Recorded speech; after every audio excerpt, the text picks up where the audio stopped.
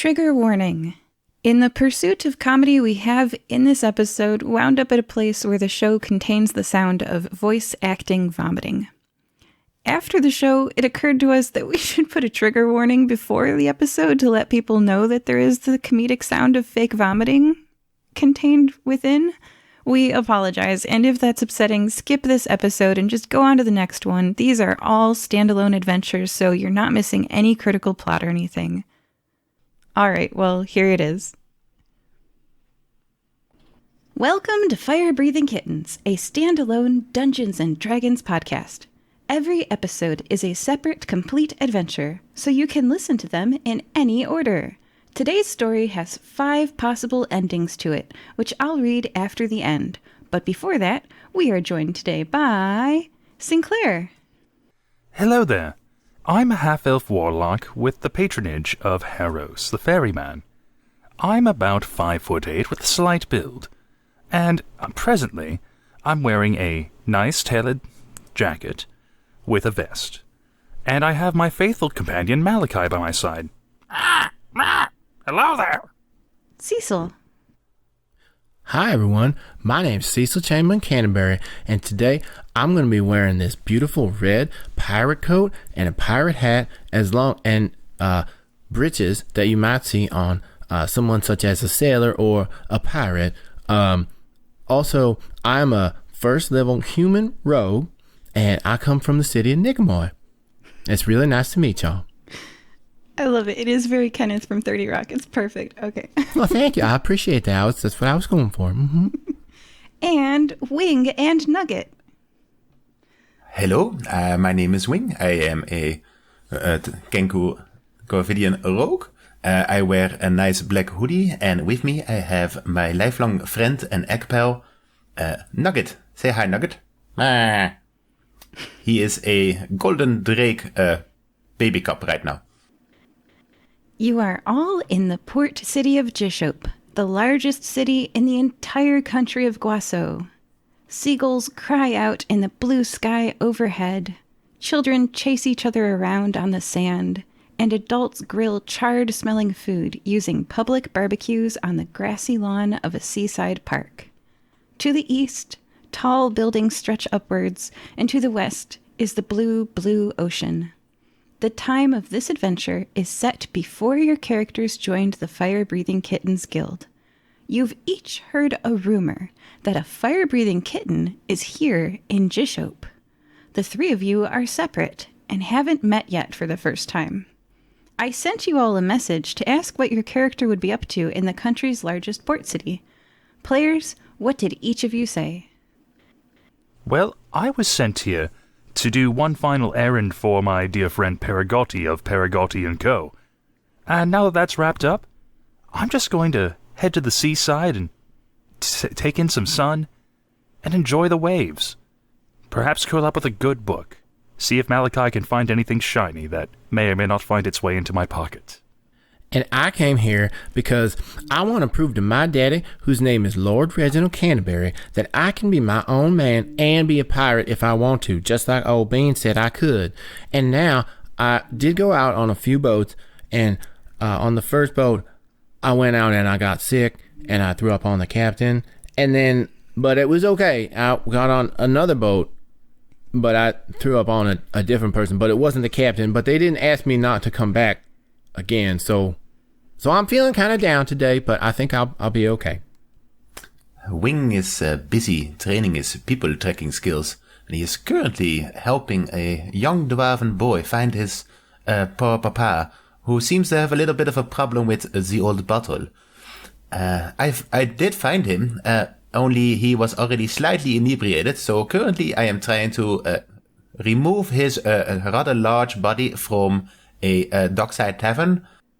He is quite heavy, but luckily I have a Nugget with me who is helping me drag him along. Right, Nugget? All right. So we are going to do each of you guys one at a time. It's going to require a little bit of patience, but you're each going to get a chance to roleplay. We're going to start out at the docks. Cecil, you are at the docks. Brown, horizontal stripes of wood planks stretch out over the water into the blue ocean. Seagulls caw as they fly overhead. The Jishop docks are huge. Boats are tied at various intervals. Far off, at the end of the dock, there's a crowd of people. Cecil, please do a perception check. All right. I rolled a 14. That passes. A piece of paper trash is tumbling down the dock from the crowd, blown by the wind. Paper trash? Well, who could be littering here? I'll take it. Can I grab it? You can. All right. It's a flyer, and it says, "Are you excited by the prospect of treasure? Do you wish to sail with legendary pirates? Are you interested in rewards beyond gold, and also gold? Come to the docks today, and maybe you can hunt treasure with the dread pirate himself, the great Captain Artichoke the Fourth." Oh my God. This is fate. Where on the docks is Captain Artichoke? Do I know? Can I find my way to Captain Artichoke the Fourth? Because I'd like to introduce myself to him. Because I like treasure and gold and also other things. This is exciting. Well, there's the crowd at the end of the docks. Oh, there's the crowd. The crowd must be around Captain Artichoke's boat. Well, I'm going to mosey myself right over to that crowd and see if I can push my way gently and kindly to the front. You see a very, very long queue, a line of people, leading to a large floating boathouse. You are not the only one who has gotten this message. It seems the entire city has turned out to go treasure hunting. Perception check? Ooh, this time I only rolled an 8. Okay, so I'm going to give you partial information. Off in the distance, a pure black, very imposing pirate ship is anchored, but you don't get any more information than that. You just can see from this distance it has a skull and crossbones. Well, I think that's probably a pirate ship out there, and I bet Captain Artichoke the Fourth is out on it. But I have been wrong before. I will skip some info and say, a steady stream of people climbs down the ladder into the floating boathouse, and then from a side door going out again, climbing from the boathouse back up onto the dock, and dejectedly walking back to the city. As you stand there, make a perception check. Good luck. All right. Oh no, I only rolled a 3 this time. It seems that I'm very distracted by the pirate ship around, and I just can't notice anything else. Can I get in line? Yes, you get in line. In front of you, a delicious smell is wafting because somebody is eating cookies. Well, okay. So I say, tap him on the shoulder and I say, "Excuse me. My name's Cecil Channeman Canterbury, and I'm here in line waiting to be a pirate. I couldn't help but notice, do you have some delicious smelling cookies with you? Might I take a whiff? I'm a big fan of smelling things." They are a 1-foot-tall gnome, and they turn around and look up at you. He gave you one cookie. How is it? Is it good? I'm going to roll for which cookie you got. Oh, no. Oh, it was the plain shortbread kind. Oh, well, this is just garbage. Maybe the seagulls would like it because I sure don't. I crush it up and I just put it surreptitiously on the dock, so maybe a seagull could have a snack. All right. And they point to a child's home-constructed roadside stand, which is also on the pier. You don't know how you missed it. It's labeled Sea Scout Cookies. And if you'd like to purchase some cookies while waiting in line, you can. An 8-year-old Fire Genasi girl sits behind the stand, piles of cookies in front of her, studying what appears to be a necromancy textbook. The gnome turns around and continues eating their own cookies. What are you doing? I will ask the girl if she has any of those caramel delights, because those now that I could eat a whole box. The Fire Genasi raises her head from the necromancy textbook and says, "We have sea snaps, dragon thins, elven logs, and ghost banes." Yeah, it's the elven logs that are the good ones. Oh yeah, could I please have a box of elven logs? That'll be 1 gold. Wow, that is an expensive box of cookies. But all right, here you go. I'll make more as a pirate. She hands you a box of cookies. Yeah, all right, you managed to make it to the boathouse by climbing down the ladder, having passed your time eating elven logs. It doesn't really sound appetizing because it sounds like I'm eating elf poo, but it's actually really delicious. You climb down the ladder and you step onto the floating platform, but unnervingly, when your feet hit the boathouse's floating platform, it bobs and moves under your feet. Please make a Constitution saving throw, Cecil. Oh no, I don't think this is gonna be good. Oh, I rolled a 9. Yeah, I rolled a 9. You will vomit in 2 seconds. What do you do? I turn around so I'm facing away and I see the dock and oh God, and I do the 4-finger thing in front of my mouth like that. And I turn and I try to get most of it into the ocean if I can. You do get most of it into the ocean. Oh, thank. No one wants to clean up my vomit. I just all elven logs everywhere. The elven logs have left the building. So, as you walk into this boathouse, which is rocking on the floating platform, you see a table. Oh, I'm most definitely green at this point. Yeah. You see a table at the far end with 3 people sat behind it. One person in the middle is wearing a waistcoat and pantaloons. He's got dark brown hair and a neat beard. The other 2 look like security pirates. 3 short, under 2 feet tall figures, you ate a cookie from one of them, are standing with their young backs to you facing the table. The pirates at the table tilt their necks together, convening, then shake their heads. The 3 preteen gnomes dejectedly shoulder past you, Cecil, to the ladder to return to the dock. It looks like they didn't cut the muster? I don't know. All right. You are left alone with the pirates. The waves gently sway the platform the boathouse floats upon. What do you do to impress them? Oh, and, Cecil, the waves bob the platform. Do another Constitution saving throw. All right, this time I got it. I'm going to be okay. I'm feeling good. I rolled a 21, so I feel like I'm probably okay. After the cookies have left me, feel a little bit better. Less to throw up. You pass. Your stomach fights its way up your throat, but you stomp it down. I take a big swallow, and I straighten up my pirate coat. I brush off a little bit of vomit that I got on there, and I make sure that my pants are all nice and puffy the way they're supposed to be. And I saunter over to those men, and I say, "Greetings, I'm Cecil Chamberlain Canterbury, and I'm here about becoming a pirate. I was told I could talk to Captain Artichoke IV, and I hope that that's you, sir."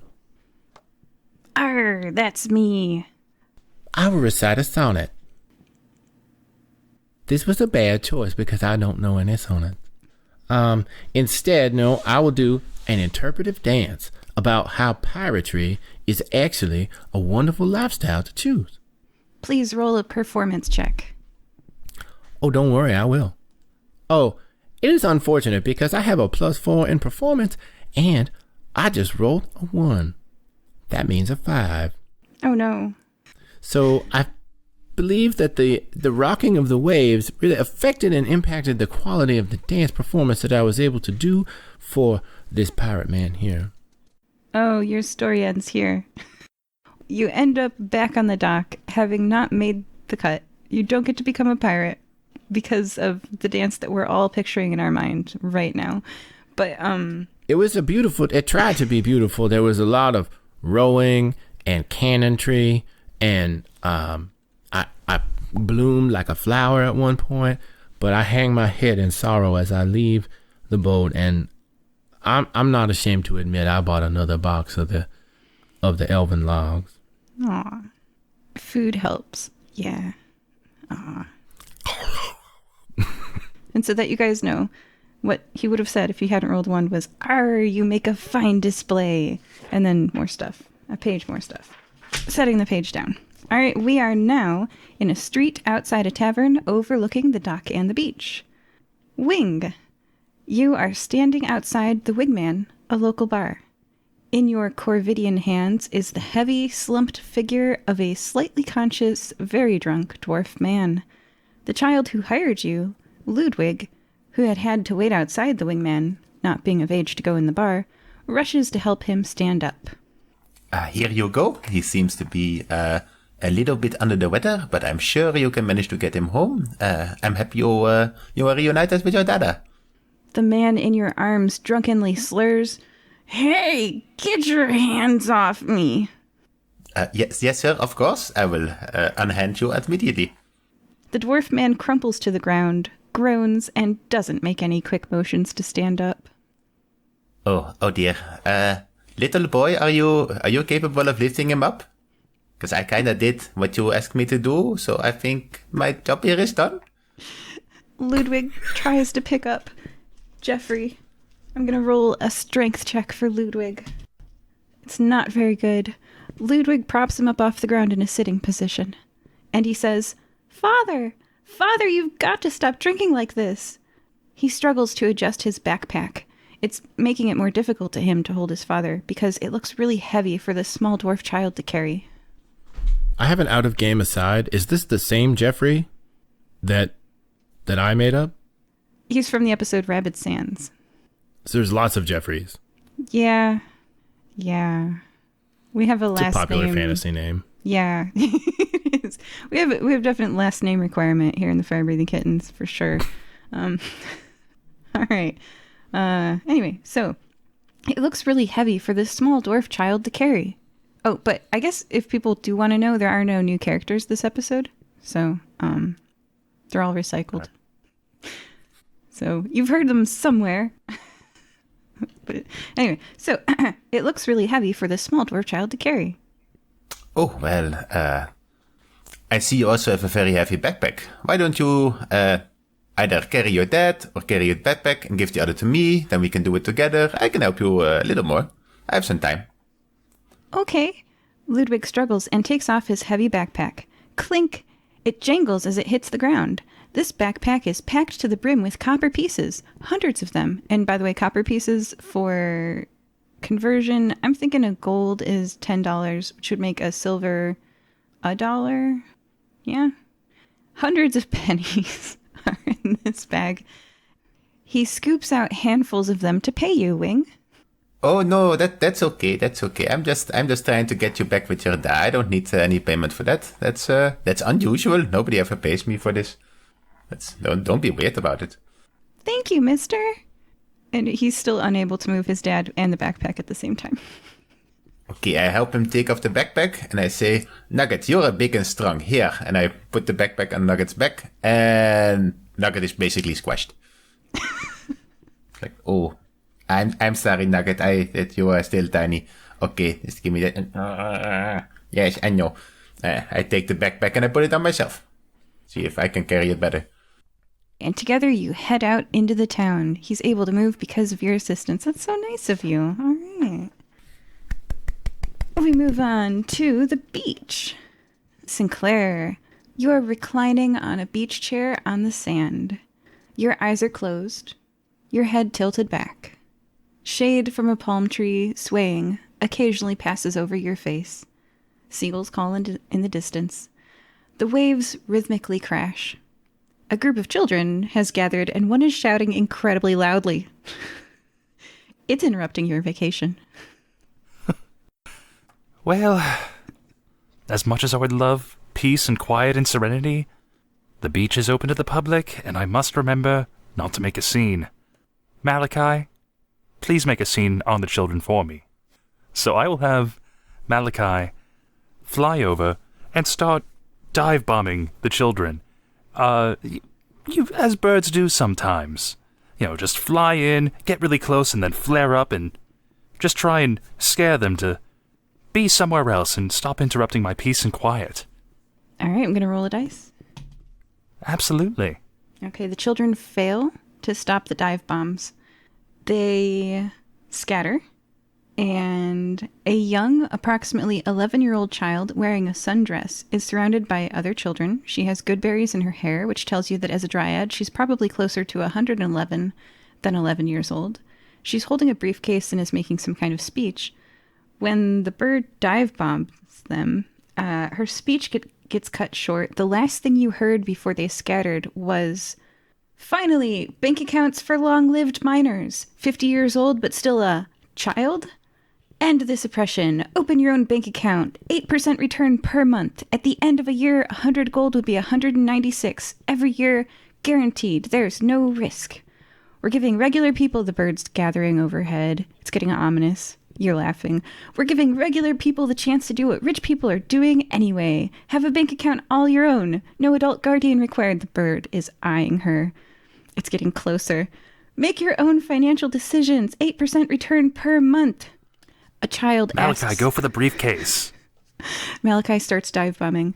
A child asks at the very last moment, "Where does the 8% return come from?" And she says, "We're a nonprofit. The initial financial backing came from the Sea Scouts, and now we generate our returns from commodities exchange. And that is when Malachi hits her right in the back of the head. She crumples forward, her briefcase flying up in the air. Malachi gets it with his feet, flies up about 30 feet. I'm going to do a strength check for Malachi. Ooh, drops the suitcase on her as well. and the children scatter. Being dive-bombed by a bird is not what they had in mind today. All right, well. Oh, Thus Malachi. ends the child's revolution on the beach. Oh, Malachi, I wanted you to scare them, not knock them unconscious. Oh dear. I will saunter over to, is she unconscious? No, she's not. She was knocked down, but she quickly stands up, dusts off her green sundress, gathers her briefcase, and flees. I have Malachi come back to me. Oh dear. That was a little excessive, don't you think? Why couldn't you get the briefcase? I understand you're only a raven, but it couldn't have been that heavy, could it? But at least with the children gone, I can go back to enjoying this wonderful, serene, peaceful beach. Is there anything else that might be interrupting my nap? No, you have successfully removed all interruptions. Next time, Malachi, firmer grip. And try not to cause damage to a child. I can't afford that right now. That's a terrible lawsuit. Alrighty. And that wraps up the scene with each of you. Cecil has failed to become a pirate. Wing has very kindly helped a child find their drunken father and transport them back home. And Sinclair will not be disturbed. All right. I feel like I want to invest in that Dryad's bank. 8% return is excellent. Well, What is an investment? So, everyone, you first came to Jishope because you heard there was a fire-breathing kitten here, and you've been meaning to join the Fire-Breathing Kittens Guild. Let's all do a skill challenge so you can find that fire-breathing kitten in the bustling port city. A skill challenge is a storytelling scenario where the party as a whole needs to succeed 6 times on ability checks before reaching 3 failures. On your turn, set up your dilemma yourself. So, create the conflict, describe how you try to overcome it, and then roll your d20 and add your ability modifier to find out if you do. For example, I'm on the moon, and I need to jump, so I roll an athletics check to jump. And then you add your +5 athletics, and you jump, and you reach the top of a mountain, because the moon, you go really far. So that's an example of setting up a scenario, making your roll, and then seeing what you get. I've got a DC that I'll be applying all of your rolls to. Okay, so if the party gets 6 successes, you pass the skill challenge and achieve a favorable result, such as finding the fire-breathing kitten. If the party gets 3 failures, you fail the skill challenge and something bad will happen. The story will progress, but less ideally. Each person can only use a skill, for example, that athletics jump on the moon, once during the entire skill challenge. The same skill also can't be used 2 people in a row. So, if the person before you used a skill, you must suddenly think of a different skill to use because you can't use 2 in a row. So listen to what the person before you did. Okay, and spellcasters, you can expend a spell slot to gain advantage on your roll if you justify it with storytelling. Everyone, please roll initiative. That would be a 20. That is a dirty 20 for me as well. I also rolled a 20. All right, what are all your dex modifiers? 3. 3 as well for me. Also 3. All right, everybody roll again. We could go in alphabetical order or by height. Someone should calculate the odds of this. I rolled an 18. A 16. A 10 for me this time. Oh, look at that. That's how it's supposed to go. Okay, all right. Yeah, we did it. Good job, everybody. I'm proud of you. We created a descending order. Claire. Okay, Cecil, Wing, Sinclair. Did I do that right? Probably. All right. Cecil, you are up first. Okay, so we're in the city and we're trying to find this guy. Okay, I know what I'm going to do. I'm going to use my acrobatics ability to climb up on a building on top of it so I can see very far away and see if I can see where this fire-breathing kitten might be. It's going to be like Assassin's Creed up in this. Okay. And I rolled a 13. Oh, unfortunately, you did not anticipate the anti-crow and Cecil spikes that were placed on this building to prevent pigeons and crows from roosting there. You place your hand, like Assassin's Creed, to grab the edge of the building. But what's your AC? My AC is 13. Okay, it doesn't hit you. So like it slides off of. Are you wearing armor or something? Yeah, I have some leather armor on. It's very nicely tooled. I got it at a special shop. Okay. It has a scratch in it now because it protected you from a spike on the side of this building. And you tumble to the ground. You aren't injured by this. You land on your feet, but you're not getting to the top of that building. Now, about the scratch, is this something that Stanley could buff out? Yes. All right, good. That could have been terrible. One fail for the group. If you get 3, you get the less favorable outcome. I'm sorry. I'm leading us towards less favorable. You're fine. I'll try to do better next time. I promise, guys. Aw, it's fine. Don't worry about it. Wing, you're up. Well, now that the dwarven family is all back together, I think it's time I went in search for these fire-breathing felines I have heard about. Apparently, they do pay people to find people or find treasure or something to find. Anyhow, I would like to entertain the people so they are more willing to tell me where I can find these fire-breathing felines. So, I will have Nugget do a little rolly dance and I will make music behind him. So I would like to do a performance to entertain and maybe convince people to tell me what they know. Let's see, that is a 15 total. Okay, you pass. And what happens when you pass is that a small crowd gathers around you. They clap and cheer for your performance. You have their attention. Thank you very much. My name is Wing and this is Nugget. And we are looking to join a very famous guild, the Fire-Breathing Felines. Have you all heard of these? I expect them to be in the city. The crowd has heard one, let's see, an asthmatic preteen orphan wheezes and steps forward, and all of the players made faces. That's oddly specific. Yeah.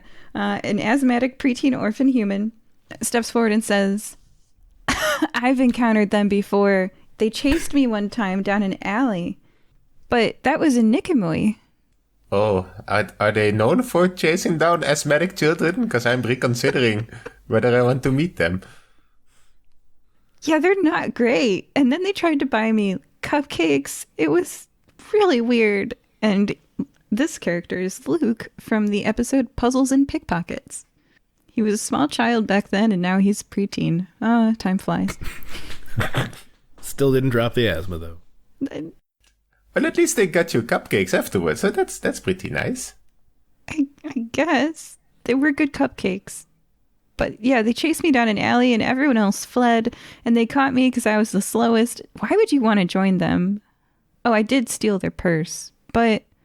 Oh, that's no reason to chase someone down who has breathing problems. This person gets stolen all the time. They are insured. It's a victimless crime.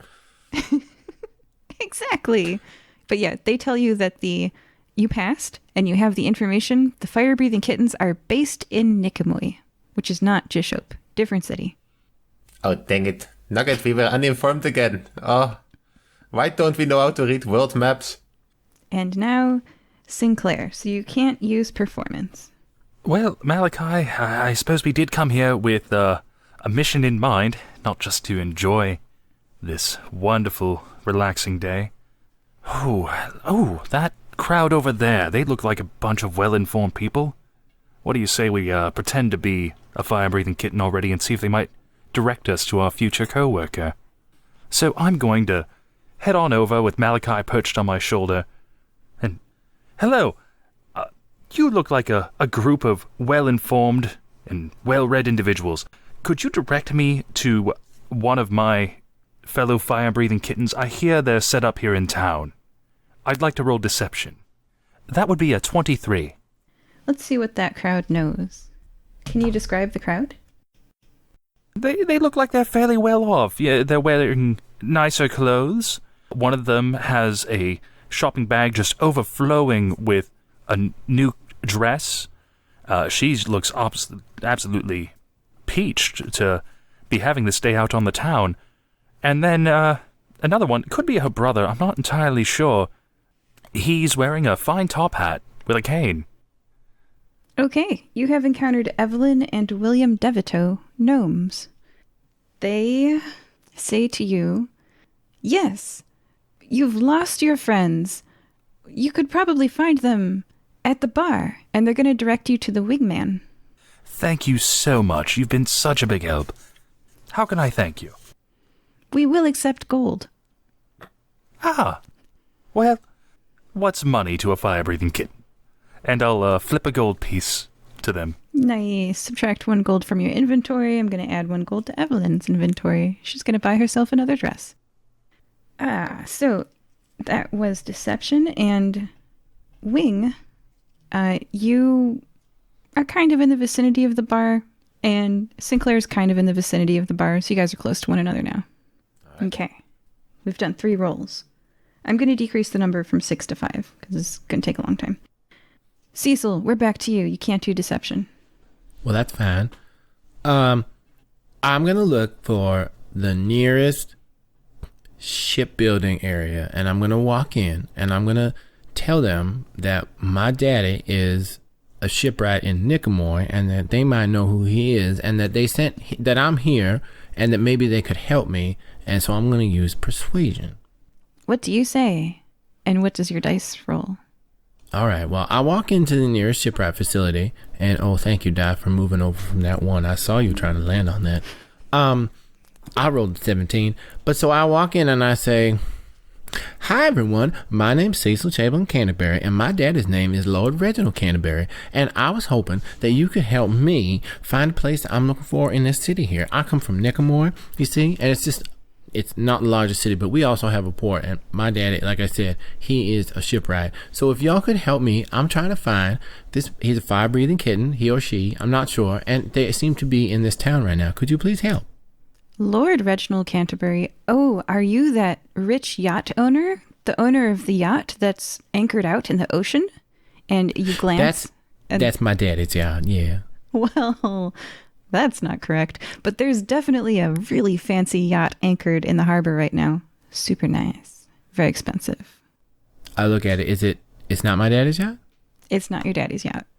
Oh, okay. Is it my mommy's yacht? No, it's an unknown yacht. Oh, well, that's real. No, I'm sorry. That's not my yacht. Mine's nicer. But you have gained some information that this, not as nice as your yacht, is in the harbor. Pass. Good job. Next up, Wing. You cannot do persuasion. Alright, well, I have learned something very important. Fire-breathing kittens like to chase asthmatic children.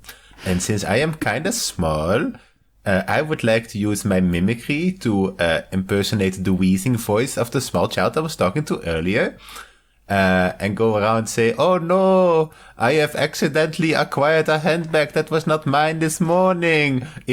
Hopefully there's no fire-breathing kittens around that will chase me. Wheeze, wheeze. What skill check are you rolling? I would like to use deception with my mimicry ability. Okay. Oh, man. All right, what's your roll? A 17. That is a pass. Round 4 passes and 1 failure. All right. Everyone around you believes that you have acquired a purse that was not yours and that you're a wheezing person. I'm going to do a quick what's in your vicinity roll. Oh, no. A police officer? So a city guard is in your vicinity and steps over to you and says, can I be of assistance? She looks like she's a no-nonsense person. Ah, you seem big and strong. You must be one of them fire-breathing felines. Hello, I was looking to find you. Okay, let's see. A knowledge check on her. Whoa. Okay, all right.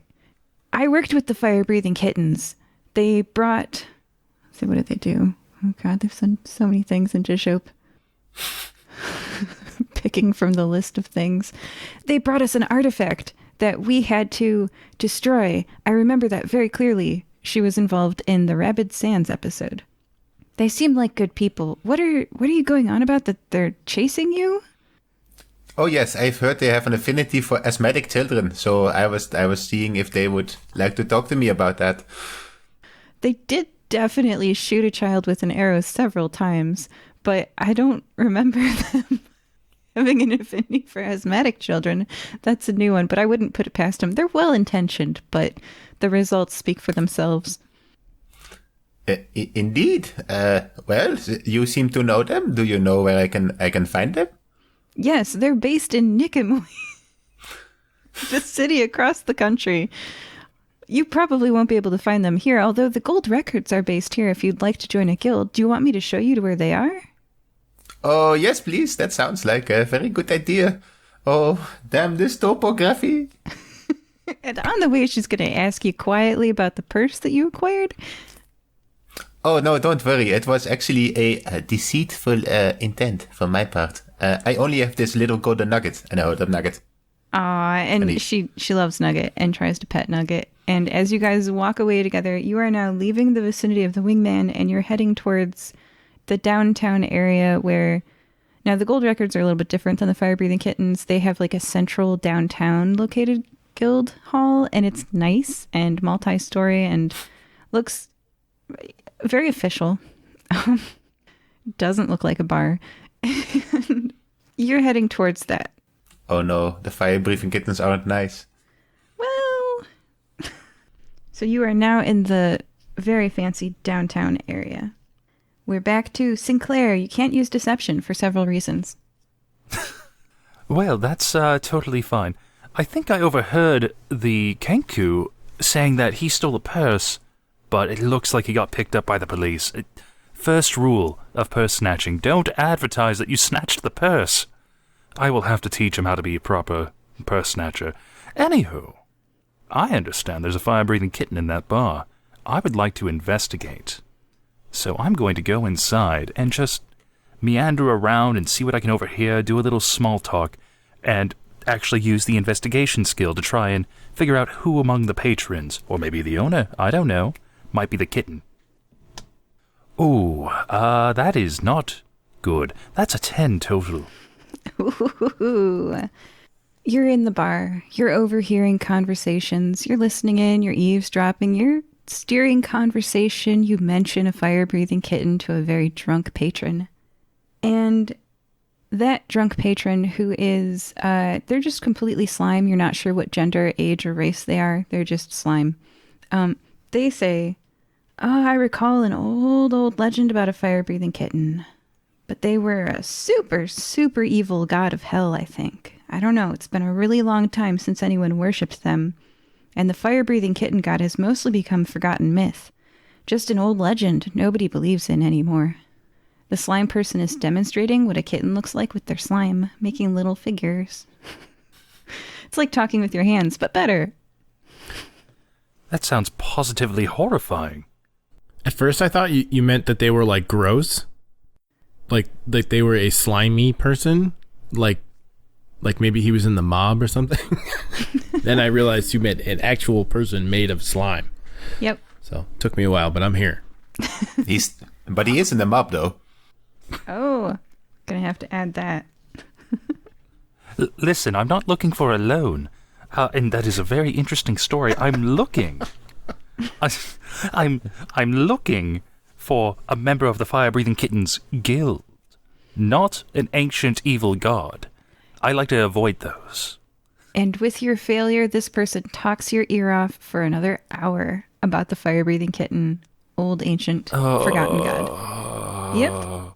Cecil, we're at 2 failures and 4 passes. One way or another, you will end the skill challenge. You can't use acrobatics, persuasion, or I didn't write down Sinclair's. What did you just use?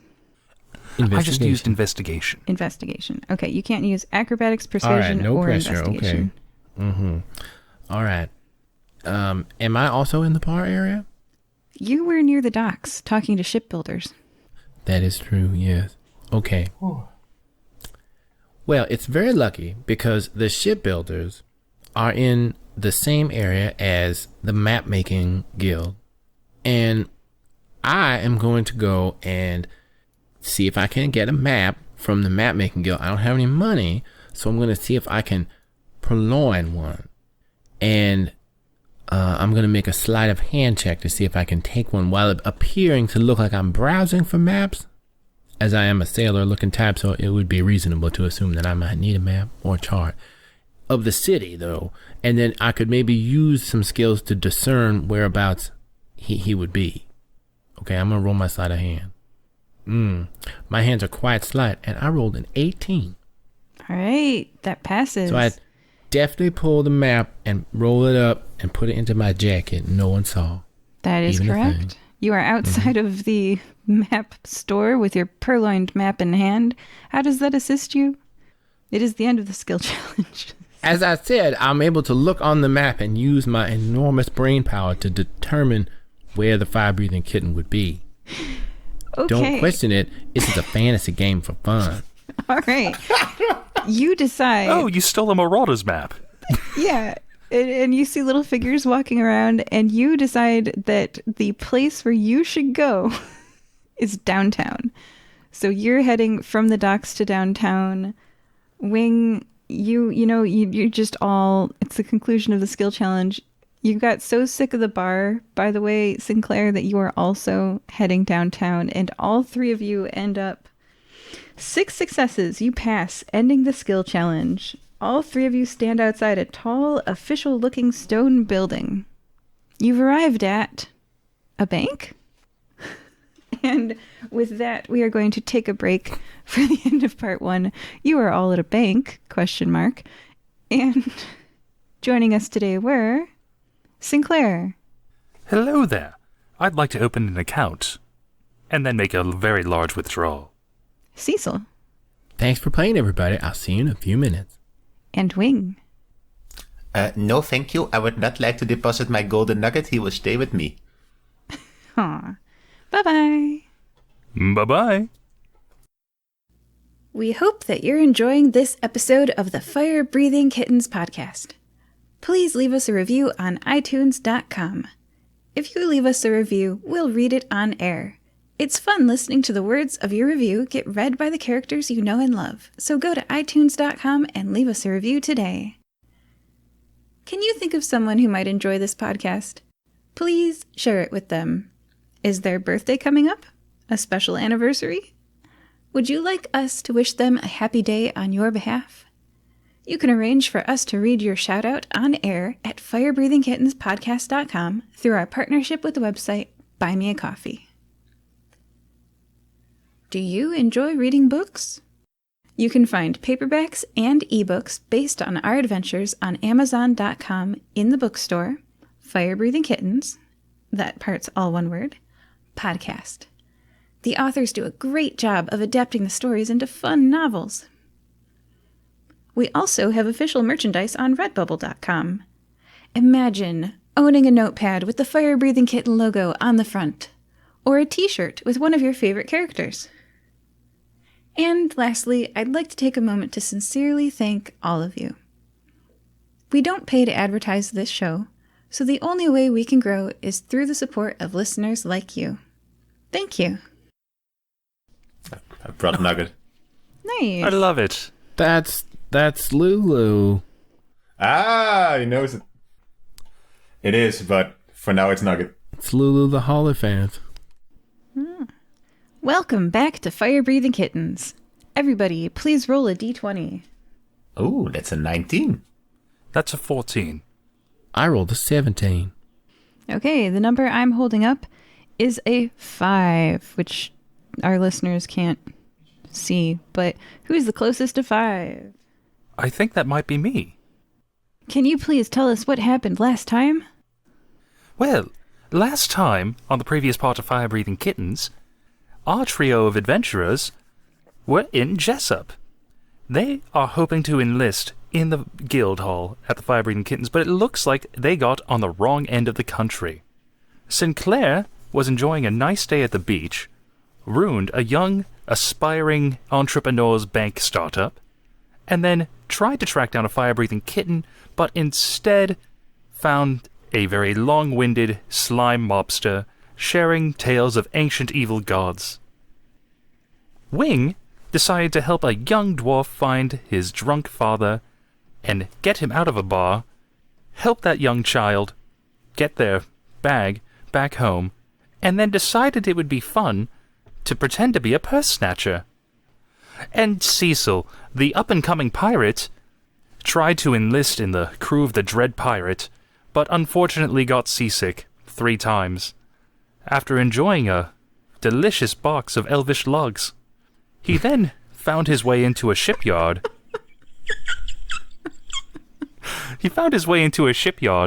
And was able to deduce that that yacht was not in fact his father's, or his mother's, or his own, and shoplifted a map from the local cartographers guild. I feel so guilty about that. Now the aspiring kittens find themselves outside of the bank. Because things went well. Yes, it's been a resounding success. This was a success. Thank you for that. All of the people who were too drunk in part 1 or fell asleep have caught up. That's great. So, all 3 of you stand outside a tall, official-looking stone building. Wing, you recognize a familiar face. A young dwarf is standing at the edge of a crowd. You're outside of the bank, not in the bank. Sinclair, you saw a similar crowd earlier today that you scared away from the beach and drove here. Also centered around this young dryad with good berries in her hair. Wing, the young dwarf who hired you earlier today, is speaking up and says, "Hey, this is sounding pretty good. I'd love a bank account so I don't have to lug around a backpack full of coppers anymore. How do I sign up?" He calls to the young, green sundress-wearing dryad with good berries in her hair. I would like to approach him and "Oh, hello, little boy. I see you are here as well. What brings you to this, what do they call it? The bank?" The dryad with good berries in her hair, she's a good berries dryad. She says, "Oh, no, not the bank." And she says it disdainfully, like she doesn't like them. "We are not allowed to open up accounts there, so we should make accounts for ourselves." And Ludwig goes, "Yeah!" And he starts signing paperwork with Alessandria as she introduces herself to Ludwig. Oh, I am actually quite interested in this, since I am 15, which is adult in Corvidian years, but not adult in human years. They get it confused sometimes, so I would also like to know what this whole deal is with money and investment. I have currently not much money, so it would probably be good for me. "Well, how much money do you have?" Alessandria says. "I have 4 silver pieces for you." That's perfect. And she will accept your 4 silver pieces. And she says, "Here's a receipt." And she hands you a receipt that says Bonaventura Halavi. And it gives you a projected growth rate of 8% per month. I did do the math on that on several numbers, but 8 silver wasn't one of them. Let me do that real quickly here. It's gonna be so much money. It's gonna be so much money. Okay, 8 silver times 1.08. You would have... Oh, 4 silver, not 8. It's even less. 4 silver, oh no. Okay, 4 silver times 1.08. 3 months from now, you will have 5 silver. Hooray! Incredible. Do you hear that, Nugget? We'll be 25% richer. I see this as an absolute win. Okay, so Wing has signed up. Got it. I'm writing this down. Excuse me, little girl. So, what protection do the investors of your bank have? Protection? Why would we register with a system designed to oppress us? The mainstream banks are motivated to make you desperate to open an account with them. If enough of us keep our money here, we're going to break their system one day. And she sounds very radical.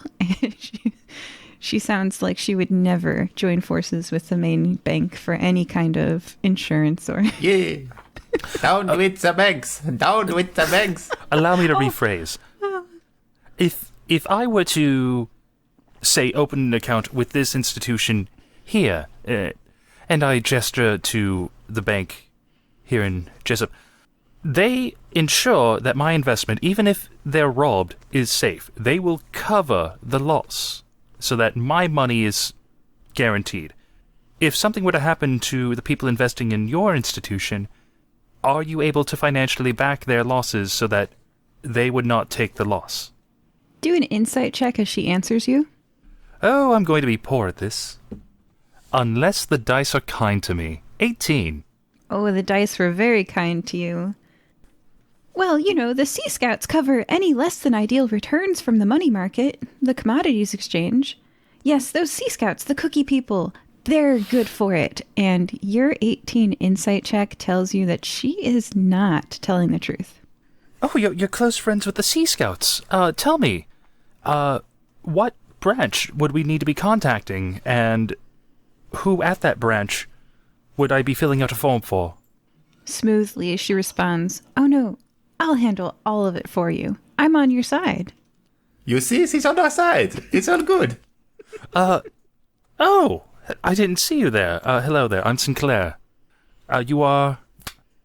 Oh, my name is Wing, and this is Nugget. And Nugget will attempt to bite your shoe.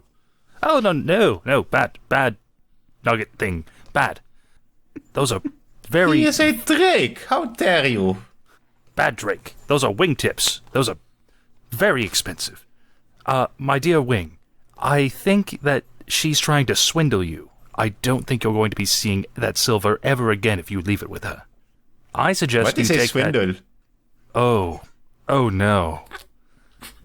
I have so much to teach you. I suggest you take that banknote, exchange it back with her for your silver. No, but if I wait 3 months, he will give me 5 silver instead of 4 silver. So that's better. And all I have to do is exist for 3 months. Alessandria says, "Those who condemn wealth are those who have none." Cecil, what are you thinking? So I've been listening, and I really like what she's saying. And I really think that the Birdman over there has a really good idea about giving her money, because he's going to get more money in just 3 months. And I don't have a lot since I moved out. So, Birdman, my name's Cecil Chamberlain Canterbury, and I got to say, I think you're right. I think this is an excellent investment, and that you and I should also invest in this, and that this man here is cynical, and he is just trying to keep this money for himself. I think he's going to copy her business or do something like that, but it doesn't sound on the up and up.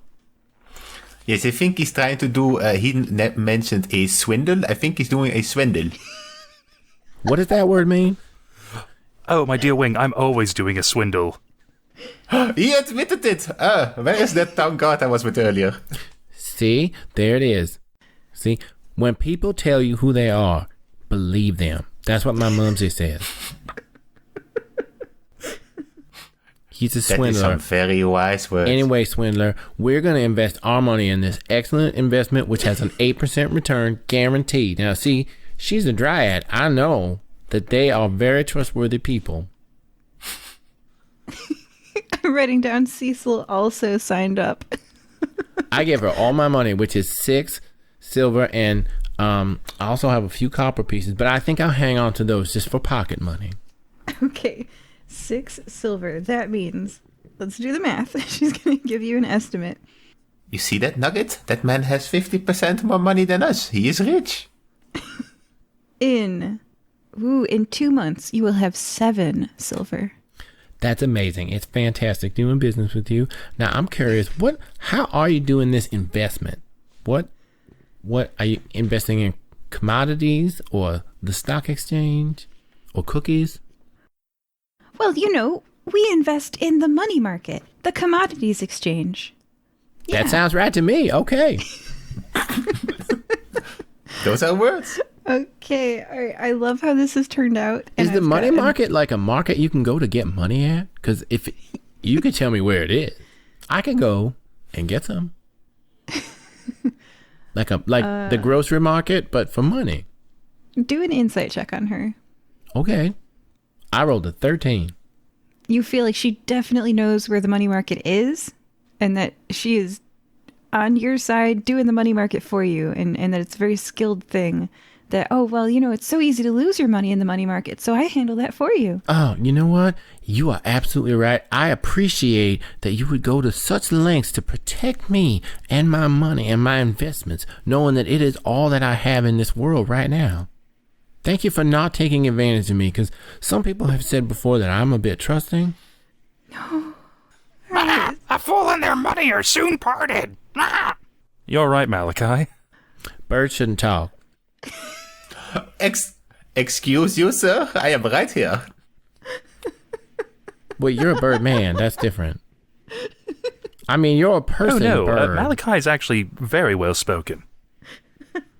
Hello, my name is Wing. What is your name, pretty bird person? I'm not a person. I'm a bird. Malachi. I am confused.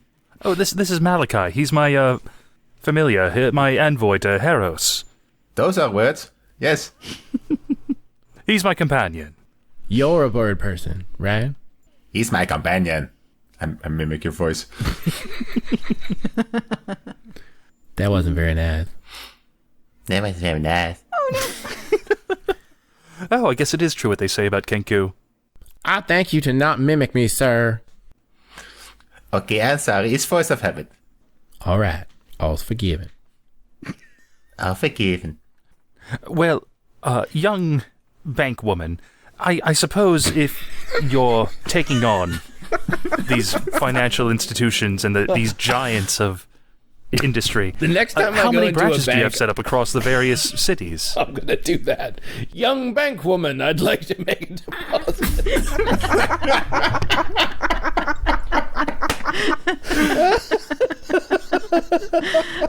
I might have missed what you said I'm because sorry. I I'm got sorry. stuck on young bank woman. So sorry, say that again. A young bank woman, being such a up-and-coming entrepreneur in the financial industry and taking on these giants of economics, surely you must have branches in all the major cities. Where could we find you in Nicomoy, perhaps? I'm afraid this is the only branch I have right now. Oh, this building here. Oh, no, me. I'm the branch. And she's been handing out receipts for people with maturity dates, an amount that you can get out, and the signature that says Bonaventura Halavy, but her name is Alessandria. Also, I think it's really kind of cute that you have only one branch, but you're a tree person. I found that delightful. Thank you. Unintentional, but good pun. Yeah. The asthmatic preteen human from earlier walks up and says, holding out a ticket, I've had my 500 golden for a month. It says that it'll be 540, but I checked and there was only 520. So I want to withdraw my money. Alessandra responds to Luke, the wheezing human.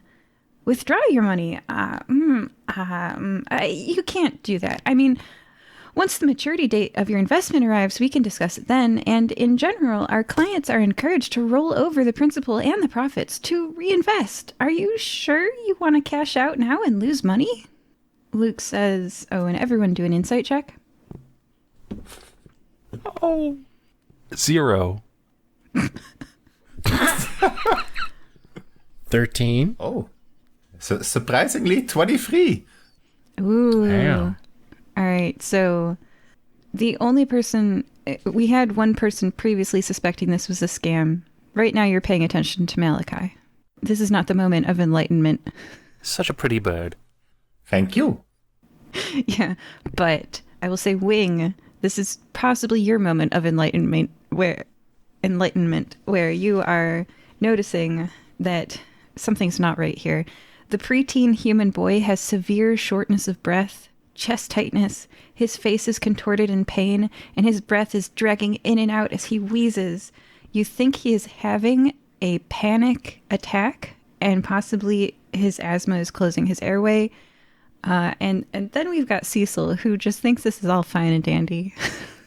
And that's where you guys are at right now. I mean, I'm upset about the boy. You didn't notice the boy. You're signing then paperwork. I don't care. Oh no. Oh no, little asthma boy who steals purses every now and then. Are you okay? He's like trying to get air. He's gasping, wheezing. Oh, don't worry. Nugget is trained in CPR. Nugget, I will place Nugget on his face. Oh no. Have Nugget do a persuasion check to see if this is perceived well. What does Nugget look like? How big is Nugget? He's about the size of a fat cat, and he is golden. He is not trained or skilled in anything, so Roll a flat d20. All right then. 7. It's a lucky number. Well, so with a 7, did you know that some people are allergic to nuggets? He is not actually a cat. He is only the cat size. But he does have skills. So if you're allergic to reptiles, I guess, then yes. Yeah, it's the dander. It's that invisible skin powder that causes... Luke has stopped breathing. No, Nugget, you have to blow into his mouth, not suck it out. Okay, I'll do it. I'll take Nugget off and I'll try to perform CPR. Please do a medicine check. I am not trained in medicine, but this will be fine. I'm gonna lose an orphan. Oh no. So I'm watching this happen and I'm like, I say, how do you think he's going to get his beak to be able to do CPR? And I just put my hand up to my chin and I watch. So what I do, I open his mouth, place my entire beak in it, close his lips around my beak, and start blowing. It was a 13 for medicine. That's above a 10. It works. That is disgusting. Bird CPR is best CPR. The pressure opens the airways. It's not pleasant, but he can breathe again. And it blows out the dander. Oh my gosh. We almost lost an orphan. Oh, don't worry. There are many orphans in the world. Great. I can know. At this point, the other two have noticed that you have just saved this orphan's life, the orphan who is having a panic attack because they can't withdraw their money. And the entire crowd's mood has changed. Everyone is much more somber. How do you two react? I say, wow, that was amazing. And I go over to the boy and I say, I've never seen anyone fit that much kenku beak in their mouth before. That was incredible. You may have a real future in kenku swallowing, which is fun and very popular in the South. Oh, Wing, what were you doing to this orphan that is a minor, I believe? Just because you're 15 does not mean that they are fair game.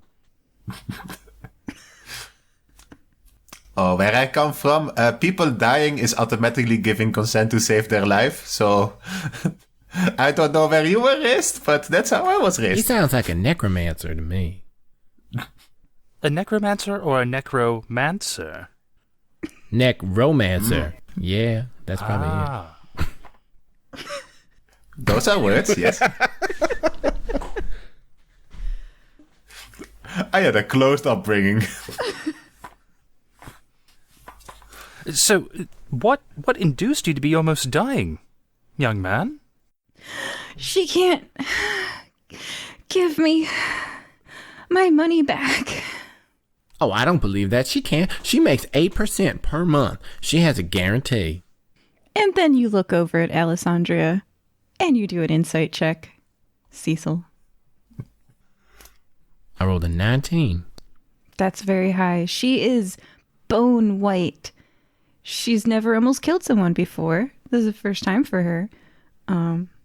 And Oh, first time? first time. And she looks like she's gonna cry. She's also like 11 or 111. You're not sure.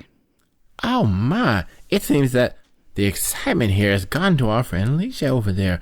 Let's go see what's going on with her because I'm sure we can settle this out. It's guaranteed. She even said so. I have it written down on this paper here. And because your insight was so high, the final light bulb in the group goes off when, at the word guaranteed, she vomits. Oh my, maybe she ate something. Are there any elf logs in there? Not that I want to scavenge it, I just am curious. She does say she has connections to the Sea Scouts. There are no cookies in the vomit. I'm doubting if she has connections to the Sea Scouts now. I know, I can't stop eating them. I also vomited a few times today, and it can be embarrassing. It can be. Sinclair will go up to Alessandria. Allie, can I call you Allie? Listen, I hate these big institutions as much as you do. Trust me on this. There's a reason I don't bank. But you can't promise crazy returns like that and not expect people to see through the crap. Why don't you give this kid back his money, if you can? I can't. The Sea Scouts aren't funding this. And then she kind of like if you've ever seen a drunk person pull themselves together. She pulls herself together and she's like, no, the Sea Scouts aren't funding this. That's right. The Firebreathing Kittens are, and they're in Nicomoy, so I'm going to have to go to them and get the backing, and then I'll come back. Well, I'm from Nicomoy. We could go together. Oh no. Do an insight check. I rolled a 6. Oh, you guys are killing me. It's always safer to travel in numbers when you're on the road. Okay, do a persuasion check. You should be careful though, Ellie. This man said he was doing a swindle earlier, so I don't know if you can trust him. Oh, I wasn't inviting him. I was inviting Alexander. She's the one who's going to guarantee this next man's investment. All right, now, I rolled a 22 on my persuasion check. I'm very charming. She nods and says, yes, let's go to Nicomoy. And then, Wing, Sinclair, are you going to let Cecil and Alessandria walk away with, Wing, with your 4 silver? Is that how this is going to end? I'll watch out for it, Wing. And honestly, I feel a little upset that anyone would... What has she done to make it seem like we should not trust her? I'm just going to point at our poor asthmatic orphan. She didn't give him asthma. That is something... It's an unborn condition. It is. It's probably genetic. He should blame his parents, if anybody. He can't. He's an orphan. See? Then he should blame them double for being an orphan as well. They sound pretty terrible. He's probably lucky that they abandoned him because, they gave him asthma and then they abandoned him, so they sound like terrible people. I'm sorry. Wing would like to see if Luke is okay now or if he's gonna, die again. Because of your assistance, he will live. Okay, good. Without your assistance. We have to... Yeah. Oh no. Oh, I saved a person. Nugget, you hear that? We are heroes. Yeah. First time. 1 out of 1. We have to find fire-breathing kittens anyway. If they're in Nicomoy, we can all tag along. Ooh. The suggestion for everybody to tag along causes a certain facial expression to flit across Alessandria's face. Wing, you do an insight check. I am good at those. I said 22. Okay. That was very high, so I'm going to have you do your choice of intelligence check. So any skill that involves intelligence, you can pick it. The look on her face is prompting you to think. Every single one of my intelligence checks is at a 0, so it does not matter. Okay. But it is a natural 20. Oh my gosh. Okay. All right. Natural 20. Fire-breathing kittens have tattoos. Oh. In person, I did not know that yet, I guess.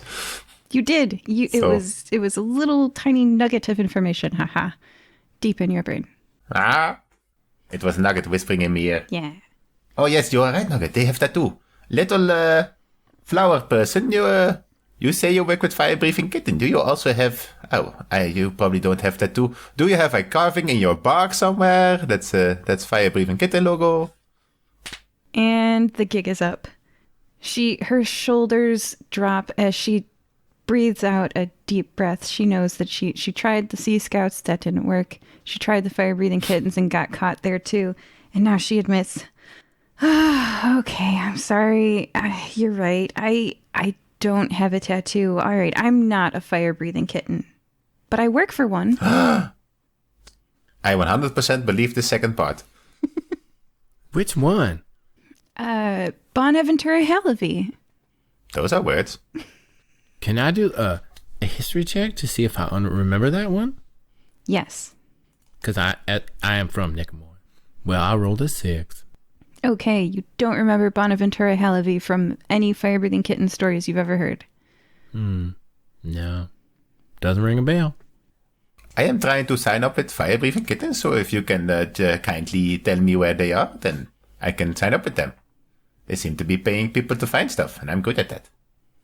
Well, like I just said, we're going to go to Nickmore, and that's where they're based out of. So if you want to come, we'll settle out this whole bank thing, and we'll go and we'll meet Bonaventura and do that. Yeah, it's in Nickmore.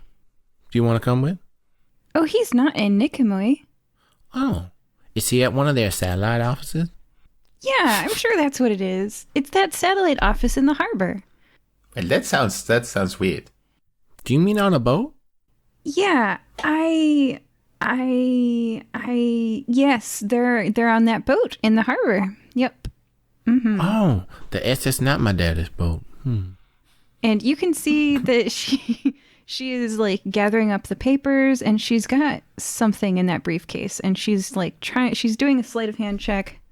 Oh no, honey, no. And you all see her put a book in there, real sly, but very obviously. Could I make a sleight of hand check to sleight of hand it away? Yes, you can. Oh, honey, no. That's a 7. Your hand gets caught in the briefcase, you yelp, and she notices that you are trying to sneak the book out. Oh, terribly sorry. No, that's mine. I'm sorry. No, you can't have that. You didn't need to slam it on my fingers. That's just rude. You were trying to steal her book, Mr. Swindleman. I was trying to look at the book. There's a difference. Well, look with your eyes, not with your hands. It's very magical and cannot be trusted in the wrong hands. Well, these are the right hands. No. Still, even though you slammed your briefcase on them, they're still the right hands. No. I think we can all agree there is only one pair of hands here that are the right hands. Give it to Nugget. He'll protect it. Have Nuggle do a grapple check, which is a strength check, or a sleight of hand to try to get in that briefcase, because it didn't get to close all the way because of somebody's fingers. Howie. Okay, well, the grapple will be very bad, but I think maybe sleight of hand. He can maybe squeeze in there because he's not that big yet. Yeah. Let's have a look. It's a 16. Nugget now possesses the book You Can Too by Bonaventura Hallaby. The front cover is the big words You Can Too, and the back cover is a giant face. It's a man's face. Is Nugget now enchanted by this magic book? Nugget is staring deeply into the eyes of Bonaventura Hallaby. Nugget has found a person that they like looking at. Oh no. What is this feeling? It is not feeling good. Why is he looking at that other person? Aww. This is a new experience. I have to take a time out for myself. And with that, Alessandria yelps and goes, "No, my book! It's a signed copy!" I imagine Nugget running with the book in his hands, like around, or probably in his mouth, like around the street while she's chasing him, maybe. Yes, and she's 11, so you can't really catch a cat when you're 11 or a small dragon. There's a clear winner here.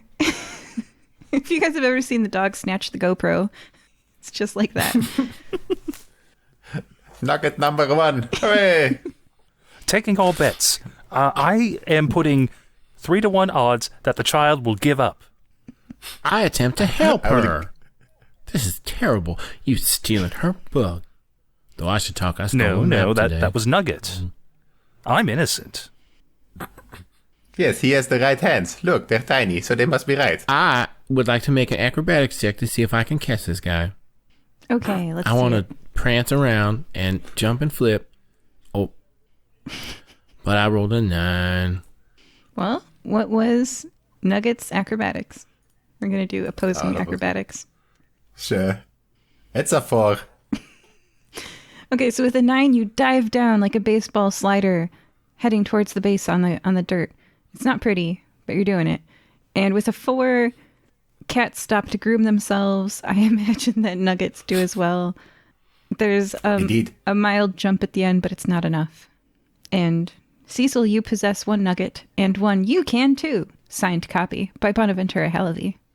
Okay, well, I immediately separate Nugget's mouth from the book, and I put him back on the ground, and I say, now go back to your master and stop taking other people's property. And I take the book, and I hand it back to my friend. I'm like, here you go, young bank lady. You take this, and you put it right back in your briefcase. The book is overwhelmingly moist. I rolled for moistness. It was pretty high. All right. Oh, no.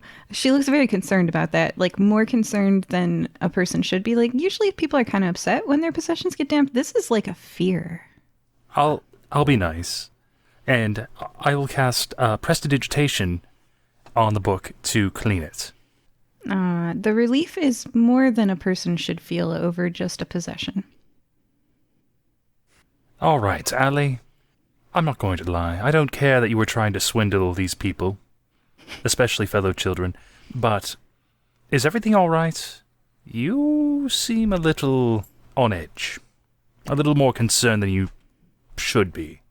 And we're going to do a check-in with the crowd.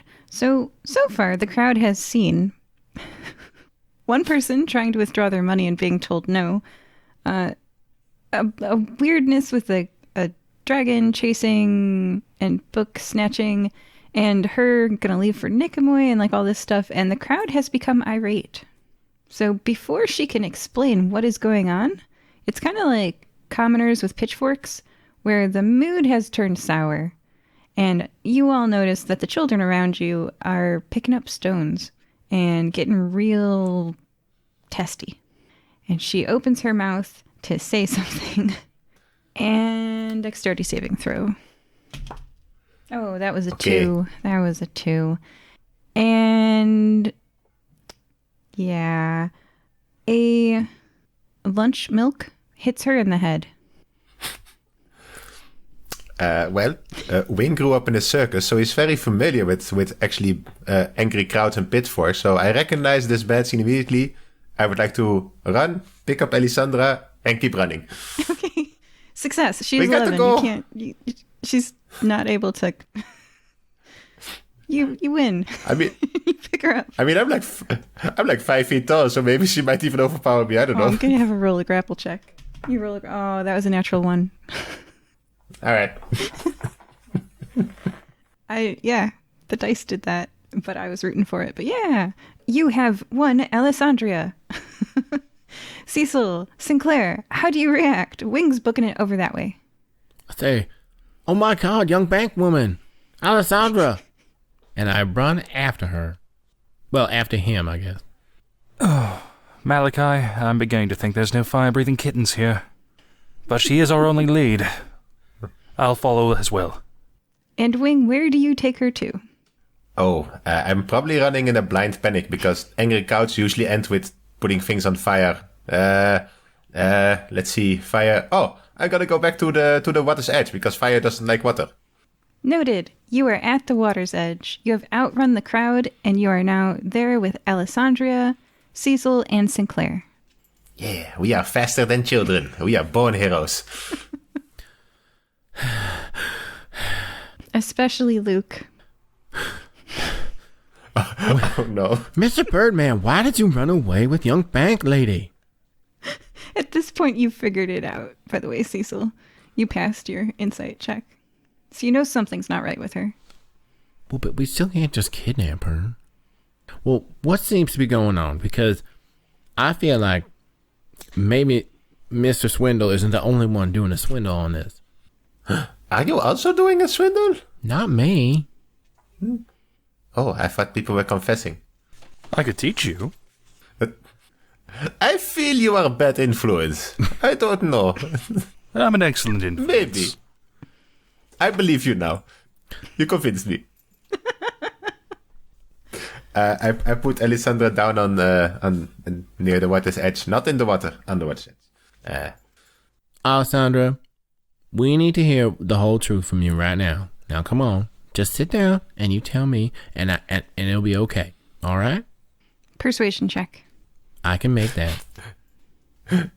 The wing will mimic a very deep authoritarian voice. The truth, the whole truth, and nothing but the truth. As if he has heard that before. Nice. Roll with advantage. He gave you the help action. Oh, that's fantastic because I rolled a 5 the first time, but I rolled a 13 the second time around. Okay, it's above 10, and she's kind of done with this. So, all right.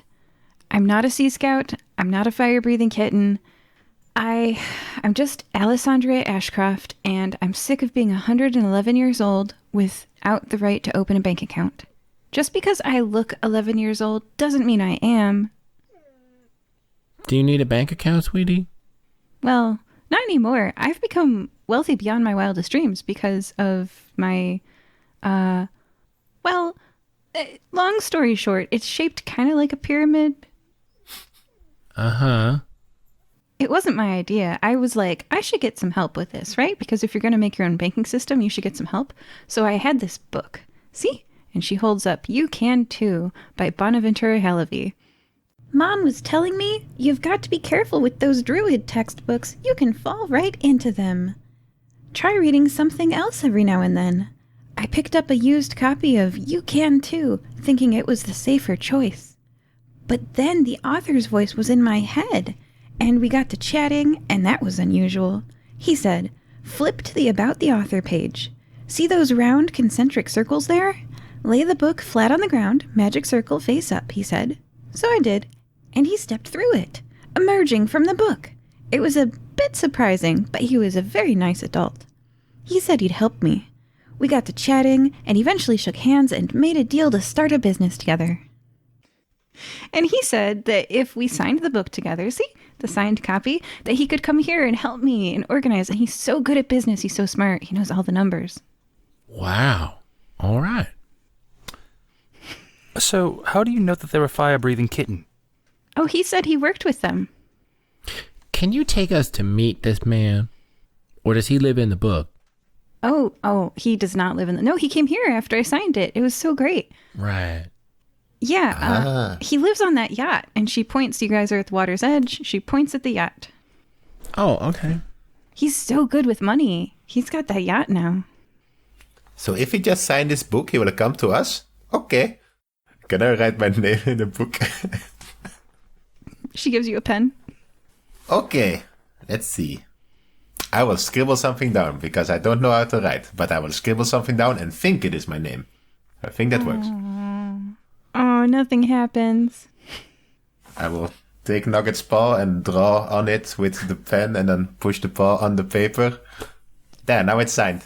Oh no. Oh dang. Oh no. A voice appears in both of your heads. Hello. Thank you for calling Bonaventura Halavy. How can I help you today?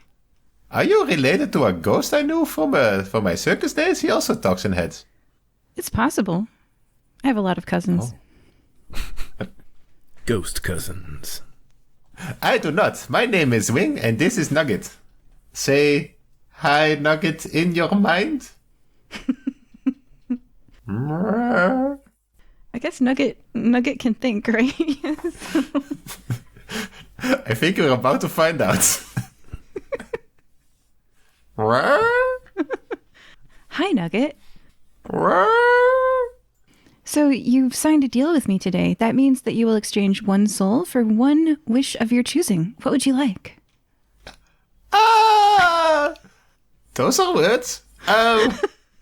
Mr. Voice in Head, is a soul something you kinda need? Or is it okay for me to just give it? No. You're not using it right now. Oh, then it's useless. Okay. And by the way, you're also speaking out loud as you're thinking this in your head, just so that your friends have a chance to save you. Oh, yes. You both hear that.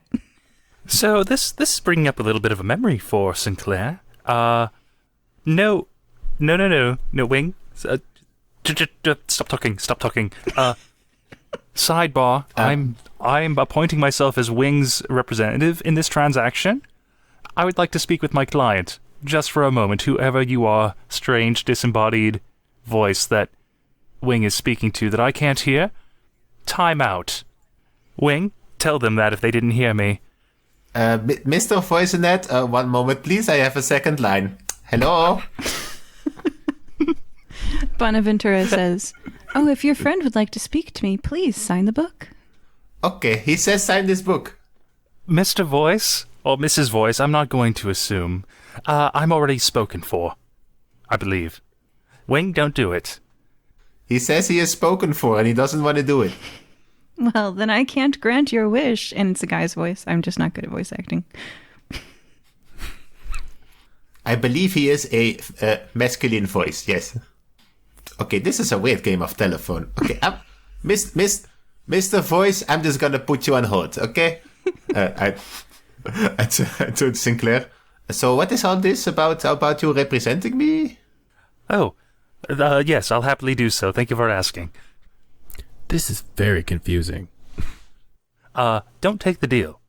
Is this another one of those swindles? No, this is me trying to keep you from getting swindled now. I've gone from swindler to anti-swindler. It's another hat I can put on. Those are words, yes. All right. Okay, he says I have to give my soul for something. Should I do that? No. Okay. Mr. Voice and Hat, I have been told to not give you my soul. Thank you very much. Oh, well, that's too bad. If you would like a wish, just let me know. I'll be here. Oh, Mr. Sinclair, he wants to give me a wish, which sounds pretty good. Do you want to give up your eternal freedom and servitude? Oh, that does not sound good. Okay, Mr. Voice and Hat, I do not want to give up my eternal freedoms, apparently, but I still would like to wish. Can I get it anyway? Well, no. Okay, he says I cannot get it. Well, that's very rude of him. You shouldn't do any more business with him. I would just hang up. Okay, I have been told to hang out now, Voice and Hat. It was very nice talking to you. Good day. Click sound. And there's a dial tone. All right, that was fun. Click sound.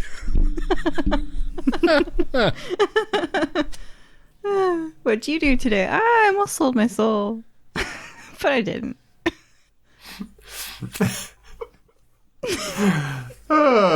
So, just to be clear, were you trying to sell your soul, or were they interested in your Nugget soul? Oh, I don't speak for Nugget's soul. He's his own person, right, Nugget?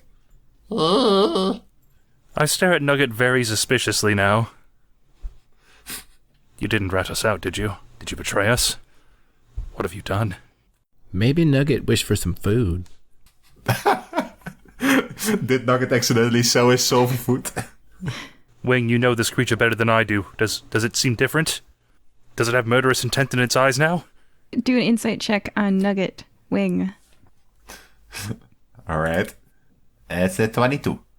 Wing looks the same, but how would you notice if you still had your soul or not? I'd like to do a religion check and see if drakes even have souls. Whoa, do a religion check. All right, here it comes. How dare you, sir? I rolled a 16. I want to know if that scaly little man has a soul or not. Wing, does Nugget have a soul? It's 100%. He is perfect and a full person. How dare you? That's what you think, Cecil. It seems he has, unlike dogs. Also, he has an average day's worth of murderous intent in his eyes, so nothing has changed. How safe does that make me? I mean, do you fit in his mouth? I'll stick my finger close to his mouth just to measure it. Nom. Ah! It's twice. Okay, I think I'm relatively safe. See, it's no problem. I think at that moment Nugget sees like maybe like an ant or something and hunts it down and kills it to show his intense murderous intent.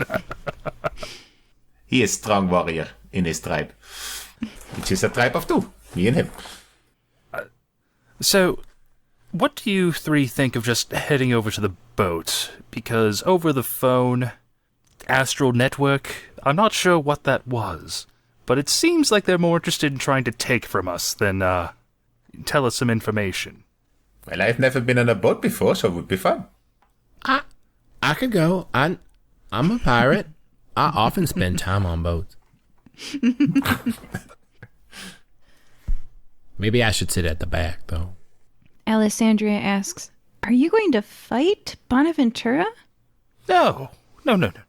Oh, good, because, yeah, he would kill you. He's a devil. What is devil? Oh, like a literal devil with a pitchfork. Yeah. You would not win. Oh, people with pitchfork are not good people. They burn down your stuff. Yeah, it's no good. Yeah. She shakes her head and says, there's no way to beat him. I don't want to fight him. I just want to talk to him and see if we can get to the bottom of this whole story, because there are some ends of this string that I cannot just seem to get tied up right.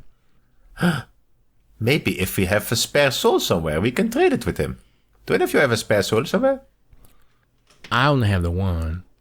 Maybe we can go buy one. Is this something you can get in the shop? Probably not. Although, wait, Sinclair's... I know. We can ask the Sea Scouts, because I saw one at the pier and she had a necromancy handbook with her. So I wonder, maybe if the Sea Scouts are doing something nefarious, they could maybe trade us a soul. And we could get some more elven logs.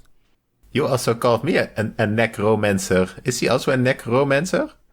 Not a necromancer, a necromancer. I have no idea.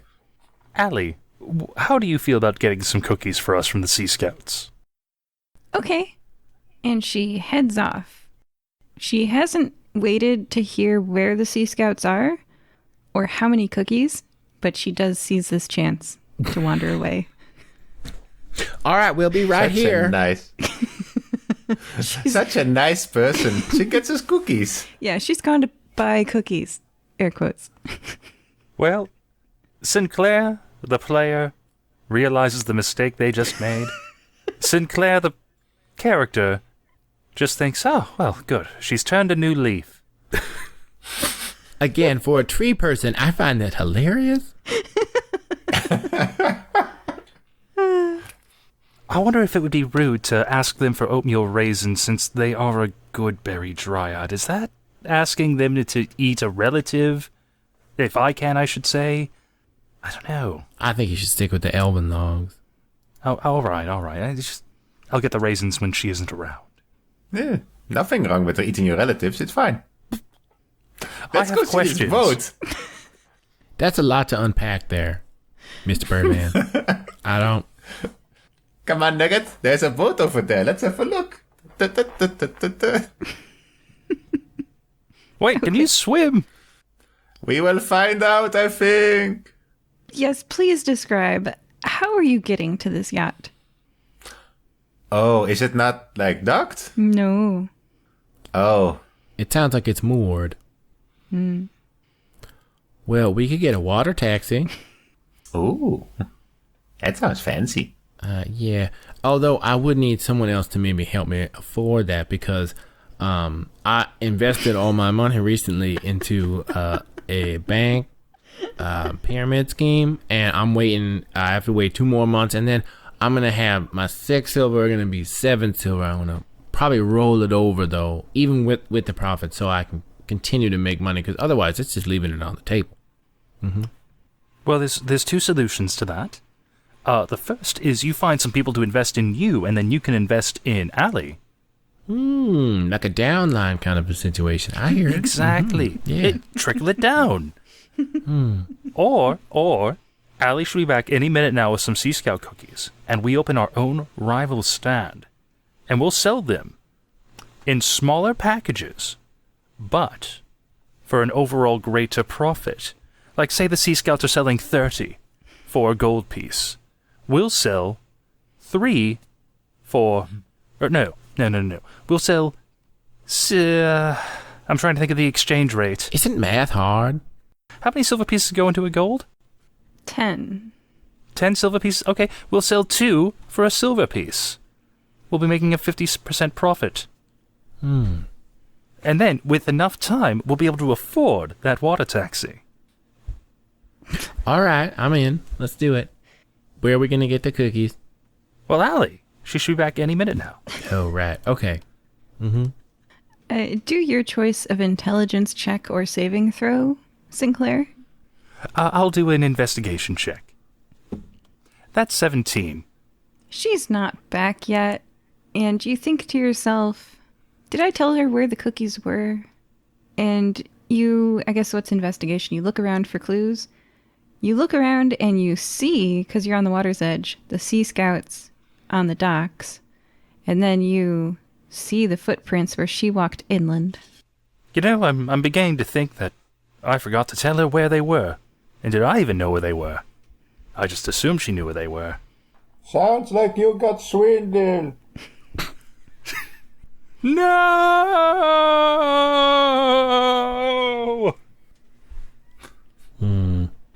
I'm starting to think she might not come back. Well, since our business venture has now failed before we can even get started, I suppose I can play the role of banker now. Ooh, what kind of an investment rate do you give back? And do you have a guarantee? I don't have a guarantee. What I do have is capital, though. And I'll pull out my coin pouch and you hear the clinkety-clack of 13 now, gold pieces.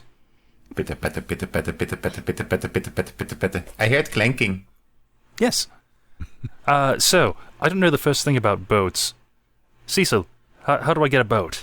I can help you with that. So let's go down to the dock, and we're going to go to in the line where there's water taxis, and they just come right up, and there's a man, and he has a large pole, and he just pulls you over to whatever boat you want to go to.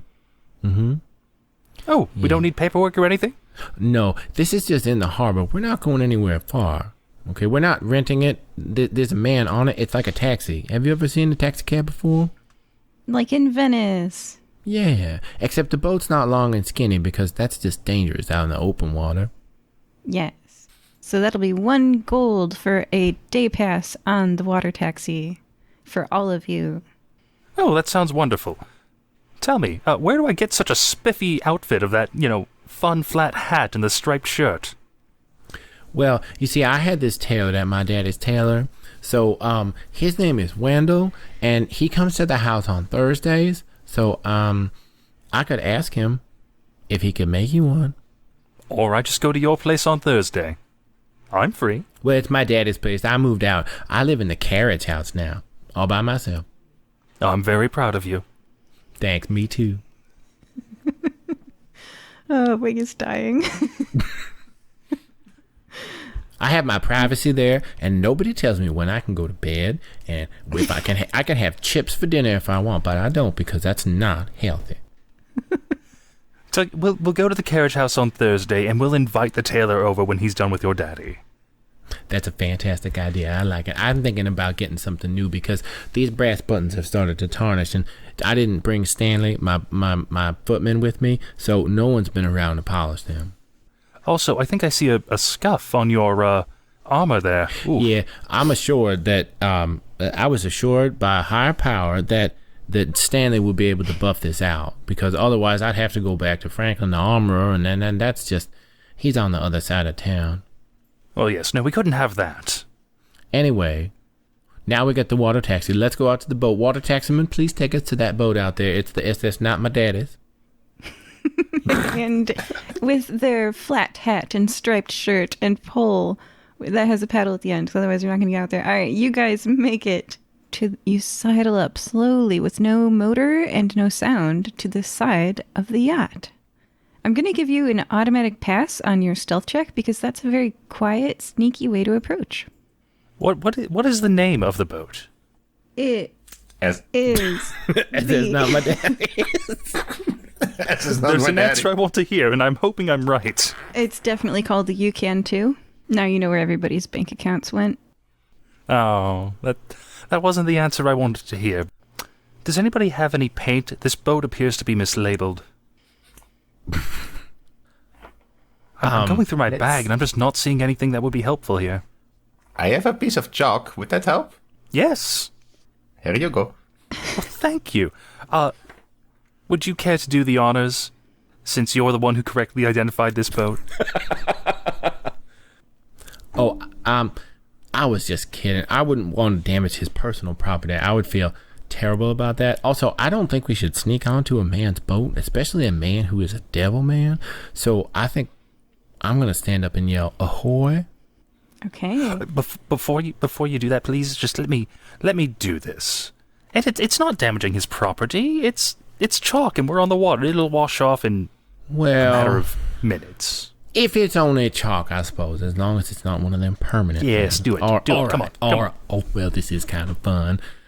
I cross out the SS boring business top words, and I put in SS, not my daddy's yacht. All right. Okay, and I forgot to read the description for you guys. A beautiful white multi-story yacht rises 3 stories above the water. It's sleek and streamlined and looks like it costs more than most houses. There you go. The setting is set. Do I need to make a constitution roll? Oh, yes, you do. I just thought about that. These are DC 13 for you, by the way. They're a variable DC depending upon the strength and duration. Oh, guess what, guys? I'm violently ill. The rocking of this boat has, made me very sick. While he is riding on the boat, Wing is just adding a small drawing of Nugget with like fire coming out of his mouth. Or lightning. Nice. Or vomit. Something coming out of his mouth. All right. Yeah, Maybe you could add... Who needs the Add the fire-breathing vomit to it kittens? as well. We're the lightning-breathing nuggets. I'm writing that down. Yeah, I'm just over the side, just absolutely retching now because of this terrible seasickness that I seem to be experiencing for some unknown reason. After I finish my sickness, I yell. I look up at the boat and I yell, and sorry, and I cough out a little bit of bile, and I say, ahoy there. It says not my daddy. Ahoy. Because you have made contact with Bonaventura Hallaby as this, man in a business suit with 2 horns on his forehead, wearing a really nice custom cut suit. And he's got, you can't see that. He was like bends over the railing to peer down at you guys and recognizes Wing because you spoke to him earlier. And so he calls out, Wing, my friend, how good to see you. So, are you new recruits for the bank account system? And he's holding a kitten in his hand, and you can see, even from down here, that there are crates towering over and behind him on the deck. No, we are not here to join the bank system. We are the lightning-breathing nuggets, which is a subsection of the Firebreathing Kittens Guild. Well, then what are you here for? Could we come up on your boat because we wanted to talk about the bank scheme actually, and we were hoping that we could maybe clear a few things up. We met young bank woman. Her name's Allie. Come on now. I really enjoyed that young bank woman though. Yes, Alessandra Ashcroft. He tosses a rope ladder over the side so that you can all climb up and join him. And DM's a little worried because you guys are heading to the TPK ending. DM is a little worried, but that's okay. All right. We just have to stay on his good side. Listen, I'm not going to fight this devil man. I just wanted to talk to him calmly and reasonably about this banking and tell him about the asthmatic little boy that we saved and all this, just to see what happens. Okay, there's a rope ladder. It's going to be okay. I climb up the rope ladder. Wing is holding up the tarot card that they drew for this episode, which was the death card. I did tell them all listeners before this adventure that one of the 5 possible endings was them all dying. So they're all like, how do we end up there? And let's run towards it, I guess. That's literally not what I've been doing at all, but... Start 2022 with a TPK, like every good podcast. Oh, I'll read all 5 endings afterwards. All right. You'll find out. So, there's a rope ladder. Climb. I'll go up it. Yes. Malachi, good behavior. This is a fancy boat. Good idea. Nugget? Yes, behavior as usual. Fancy boat. I straighten my vest. I also ascend the rope ladder, and I straighten my vest and make sure that my pants are puffed out in the correct way so that I look like a respectable sailor, so that he knows that I'm also a man of the sea. And I also wipe off the vomit from my shirt. I'll cast Prestidigitation on you to get rid of any bile smell. Oh, thank you very much. It was quite powerful and repulsive. The yacht has a different rocking frequency than the travel boat that you were on, which is still parked outside. You paid for them all day. So do another Constitution saving throw. Oh, excellent. I rolled a 6. Again. I think you're empty but dry heaving. So, it's really nice to meet you, Mr. Ventura. And I was sort of hoping that you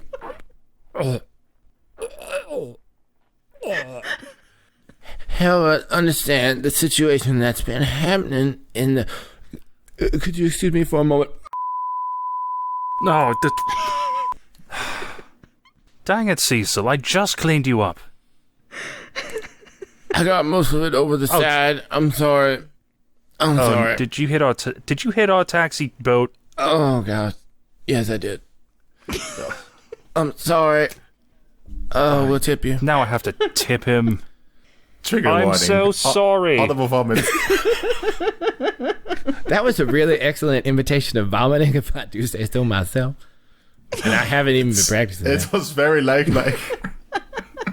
Note to self, add trigger warning, audible vomit. The things I've heard this episode. I'm going to have you roll a persuasion check with disadvantage. First impressions. Oh, I only got an 8. He doesn't want your soul. You don't know that yet, but he's good.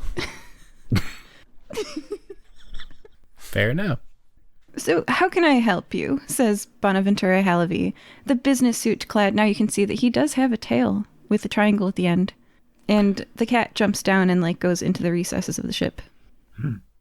Wing visibly relaxes his stand because that was a feline right there and I am a bird person. So there was some natural anonymity there.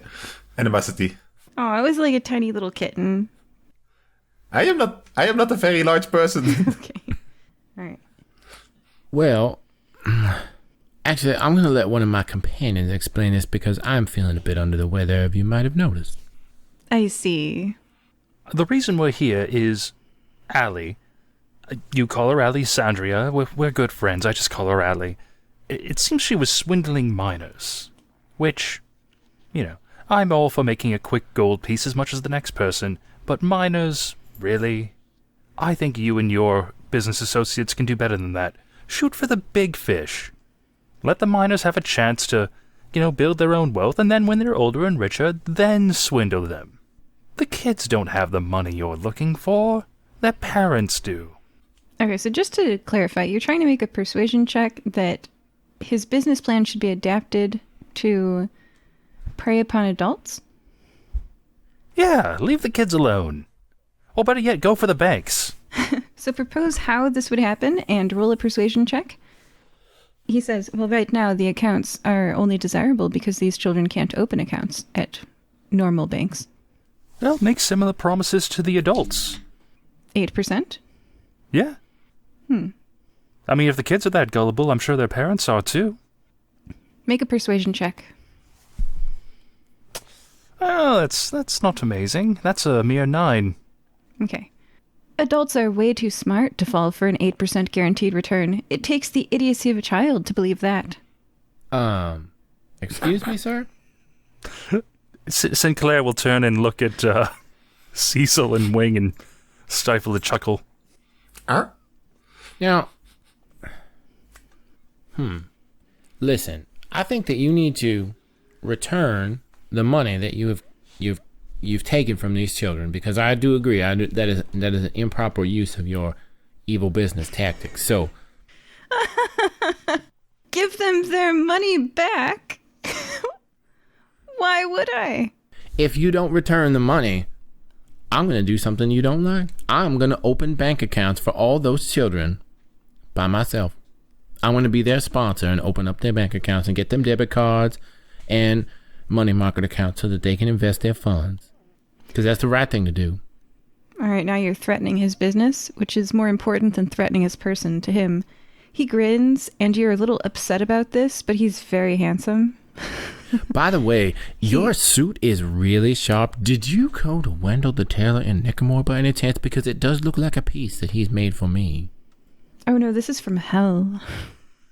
Oh, is that new place downtown? Yeah, downtown. And he says, I'm afraid I really can't have you three tattling on me. Are you sure you don't want to join my side? Your proposal to open up accounts for the children is a great way to get them started and locked into the system young, and your proposal to switch to adults is, well, feasible. You know, you could join my side. You sure we can't make a deal? And this is the point where you guys have to make a decision, party, because you can join up with him. If you do, you will get money. A lot of money. Ooh. Is he going to take my soul? Because I Yes. need that. The deal is your I'm using it, soul though. for a share at the top of the pyramid. Oh, that is. So, I mean, I have been told that I don't use my soul currently anyway, so... Don't make hasty decisions just yet. I mean, okay, so what exactly does us giving you our soul entail? He said a wish, and if I'm going to be honest with you, Wing, I was worried you might waste that wish on something silly, to be frank. But if it's a good investment, souls have value. It's just a matter of how much you get for that value. So like 10 silver? No, add several zeros and commas to that, and yes. 1,000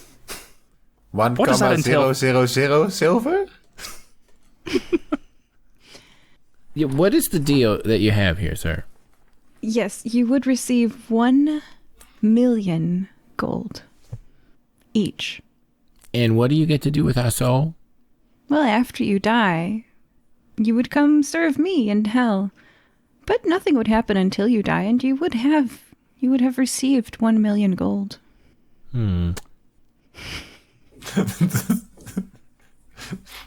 Wig is very ready to sell his soul now. 1 million sounds like more than he has ever had. Sinclair doesn't know what to do because they kind of are in a deal already, so they don't know what that entails for future deals like this. Oh, is your soul already spoken for? Oh yeah, and he doesn't I'm want not Cecil's soul, by the way. Oh, so he's not offering the deal to me? No. Oh, well. Except for you, he says. I'm good. Actually, you know what? I'm seeing a very interesting potential character development.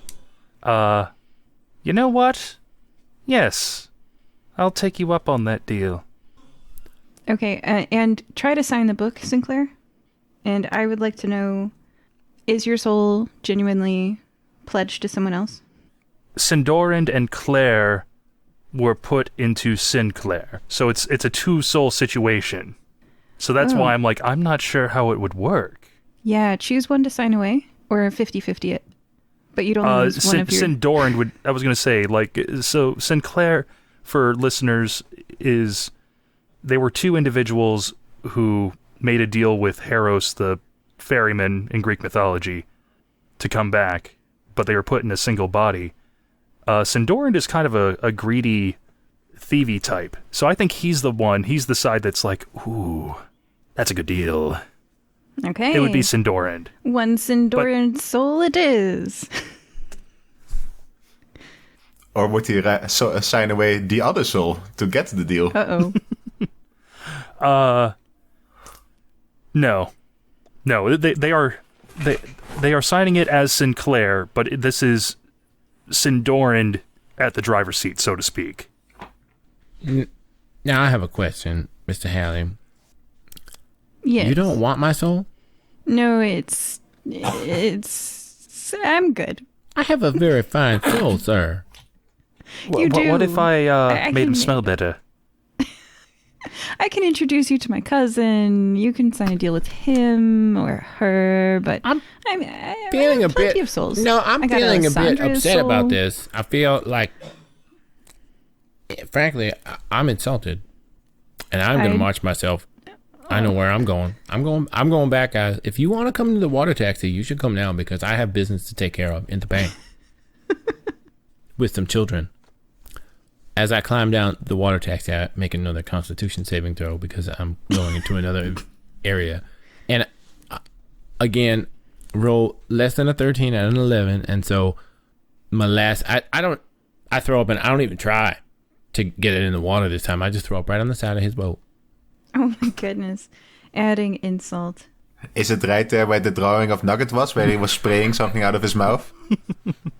It's like a 3D painting now. It's mixed media artwork. Mm-hmm. How many signatures is he getting? He's getting 1 signature from Sinclair. You write it down and it comes out Sindoran. This puzzles you. You're not sure why. That's strange. Is this still good? Yes, totally valid. Thank you, Wenzel. Wing. So I don't really know how to spell my name, but if I just write something down, is that good? Yes, it's the intention that counts. Oh, yes, I have the intention. Right here. Yeah. Yeah. Your signature also counts. And then Cecil, what's going on? I'm in the boat. Okay. I have my hands on my hips and I'm waiting for them because they're going to realize that they're making a bad decision in just a minute and they're going to come down this boat and they're going to be thankful that I didn't tell the water taxi man to leave without them. Mm-hmm. Okay. Your deal is complete. You will have 1 million gold. And you guys can leave the boat if you would like. You have a new business partner. You're not going to get murdered by a devil. Actually, here, I think what I'll do is I'll start reading you guys' endings. Cecil, do you want to tell me what you're up to when you get back to town? Yes, as soon as I get back to town, I go march myself straight into the bank in front of that angry mob of children, and I take them in and I say that I'm going to be the sponsor, and I tell them all about my daddy and his fortune and how I can have huge investments as daddy and the other banks and around the in the goose. So I forget the name of the country. Okay. And I open all kinds of bank accounts for these little kids, and I help them all put their savings accounts. I get them all the little savings account with the book, and they stamp it, and all they can we talk about it. The kids about being responsible with their money. I'm glad some good came out of this. I'm gonna read you guys the endings. Yay! You ready? They're all giving me thumbs up, listeners. Like, you can't see it. Okay. All right. So first up, you're in the water taxi. And a copper drops on your head. A copper penny. Sinclair and Wing. And then 15 seconds later, another copper, you would say 15.768 seconds later, another copper drops on your head. You will both be receiving 1 copper on your head every 15.8 seconds for 50 years. Yay! Free money. This is going to lead to some complications. It will be 1 million gold one day. I think I did that math right. It might be less frequent or more frequent, but you guys let me know. I think I calculated out that there's 100 million pennies and there's 15768,000,000 seconds in 50 years. So that's 15 seconds. 1 copper. All right. So reading out the endings. Okay. All right, you guys, if the heroes uncover the scam but join it, this was ending number 5. It's called the villainous ending. I didn't think you guys would take it. Very shocked. Here we go. It's always a possibility that the group role plays as evil. Upon finding out that there was a pyramid scheme going on, you, our heroes, joined in. Sign me up, you said. The top tiers of a pyramid scheme do briefly make money after all. You all gain 1 copper every 15 seconds. 6 months pass, and Alessandra leaves town. She and her summoned devil, Bonaventura Halavi, skedaddled, heading off to the next town to continue their pyramid scheme. Some very confused Sea Scouts were harassed by the victims of the scheme, told to return money they knew nothing about. Well, actually, Cecil prevented that because he's got them leaving the pyramid scheme to do bank accounts with him. So apart from their initial losses, I guess they would have skedaddled sooner than that. Yeah, all right. Feeling bad but not responsible, Ember gave each child a personalized voucher for buy one get one Sea Scout cookies for life. And Cecil, you can have one of those too. Yes. 1 million gold, second box of cookies free. It's about the same. The children who had opened up bank accounts with Alessandra and invested their gold never saw that money from her again. But they did have one thing going for, well, most of them had one thing going for them, is that they were long-lived. They learned their lesson about pyramid schemes, opened up accounts with Cecil, and now they have a safe alternative that's not the pyramid scheme in which to bank. And most of them didn't fall for pyramid schemes again in their long, long lives. So that's good. The exception is Luke. I'll get to him later. He's a human, and he has asthma. Okay. Also, I will now create a list of 10 non-player characters who, apart from Cecil, who helps them, but for Wing and Nugget, those 10 non-player characters are your downstream, your downline. These are people that you recruited into the pyramid scheme, and if they ever encounter you in a dark alley, they will rough you up a little bit. If you bump into them or their family members on a quest, they will do their best to thwart that quest. So I'm going to say do this for Wing and Sinclair. Got it. All right. Do you guys want to hear the other endings? The ones that didn't happen? Also, they have money rain. Yeah, also you have money rain forever. Well, for the next 50 years. I imagine that, I think maybe I'm even dead before that fully transpires because I'm not that long lived. Oh, that's But true. I imagine Nugget is on my head just catching the coins every time. Do you guys want to hear endings 1, 2, 3, or 4? Sure. Yeah, Sure. let's go. Okay. Ending 1. If the heroes fail to uncover the scam. It's always a possibility. 6 months later, Alessandra left town. She and her summoned devil, Bonaventura Halaby, skedaddled. All of the children are just screwed. Most of them live long lives and just don't get suckered by pyramid schemes, except for Luke, the asthmatic preteen human. He lost his life savings of 500 gold, most of which was stolen from the Firebreathing Kittens and other and just commoners.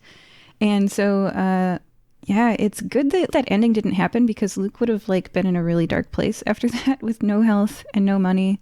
So Cecil, because you helped those children open a bank account with you, Luke gets the happy ending of being able to save up for medicine and stuff. Oh, good Again. for Luke. I'm happy for Luke. Yeah. All right. Ending number 2. If the heroes uncover the scam, confront Bonaventura, and die. Almost. There's always a chance. So this one's kind of a story. I'm going to read it. It's going to take a while. You okay? They're nodding. Okay. All right. Ember the fire genasi sat at her cookie stand on the pier, studying her necromancy textbook like Boltzmann told her to. Because of him, she wanted to become a necromancer and one day resurrect her parents. But the longer someone has been dead, the higher level necromancer you need to be to revive them, so this was going to take some studying. She sat there, reading the book, when her ear picked up some words. The 3 young gnomes that Cecil saw failing to get hired onto the pirate ship were talking on the pier. "We can open up a bank account with Alessandria," one said. "Can we have an account? I thought we were too young," said another. "We've been alive longer than the entire lifespan of goblins, lizard folk, or bird folk." Sorry, Wing. "Why shouldn't we be able to open a bank account?" Sorry. "It's unfair is what it is," said one of the young gnomes. "Yeah, let's go open one. And besides, it's safe. I hear it's backed by the Sea Scouts Foundation. They're good people. This'll be fine." Ember pondered what she had heard, confused. She was partially in charge of the Sea Scouts after all, and she didn't remember hearing anything about financially backing a bank account for the children of long-lived races, although it was a good idea. And Cecil, if you'd like some financial backing from the Sea Scouts, you can have it. Yes. Had Susie or Oat started this and not told her about it? No, they discussed everything with her. Then who had? Was someone using the Sea Scout's name? Ember's flames, normally blue, burned vivid red for a second. How dare they? She slammed her textbook closed, scooped all of the boxes of cookies, including elven logs, into a wagon in one go, and set off to get to the bottom of this.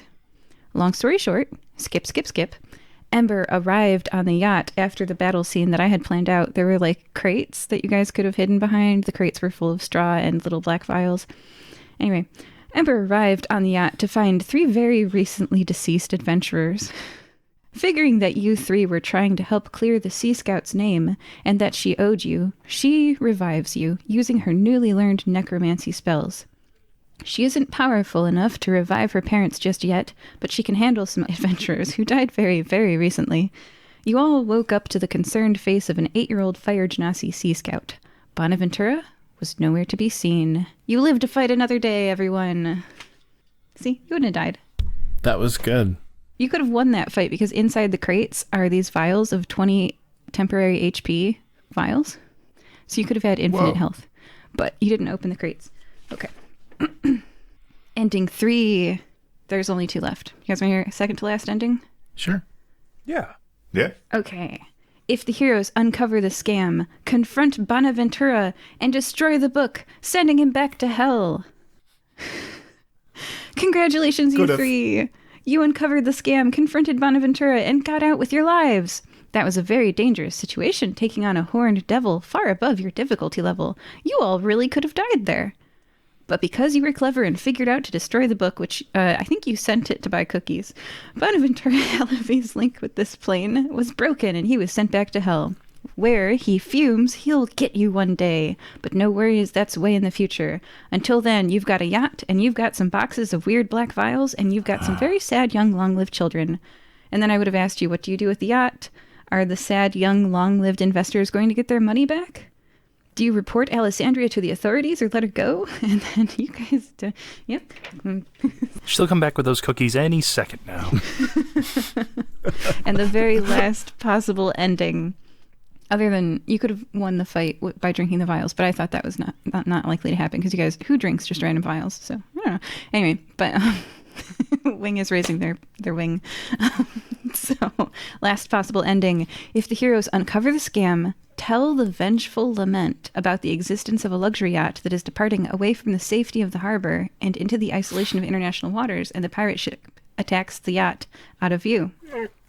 Ingenious! You thought to sick the pirate ship on the luxury yacht. You watch pleased, standing on the docks, as the deep black, slightly purple sails fill with wind, driving the pirate ship towards the yacht. Immediately after setting out, it becomes shimmery and then invisible, with something you can't help but ooh and ah at. Although you don't see it, the vengeful lament invisibly pulls up alongside the luxury yacht. Invisible gangplanks are set out, and the yacht is boarded. After a fierce battle on board, the pirates become a bit wealthier that day. Sure, the young, long-lived race children didn't get their money back, but it was a pyramid scheme. They weren't going to. At least now no one else will fall victim to the scam. Returned to hell in a very surly mood, the horned devil Bonaventura Halavy shakes his fist at those pirates and whoever it was who fouled up his plans.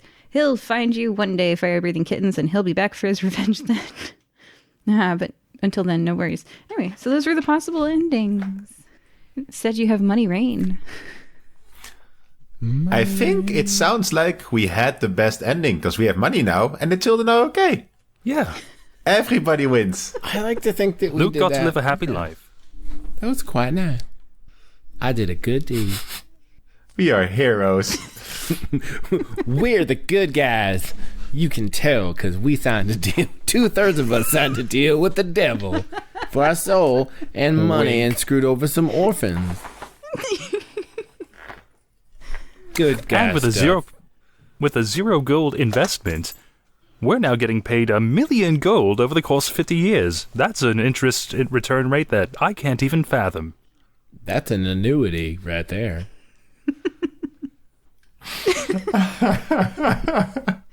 Thank you for playing in this adventure, everyone. Joining us today were Cecil. Thanks, everybody. I had a wonderful time. Wing. Come on, Nugget. Get the coins, just like that Italian plumber. He's got the plushie on his head. And Sinclair. Wonderful. Ow! It was wonderful seeing you all. Malachi, please. Ow! That one missed me. All right. Thank you for listening. Have a great day. Goodbye. The coins are dropping on his head. Okay, bye. Bye.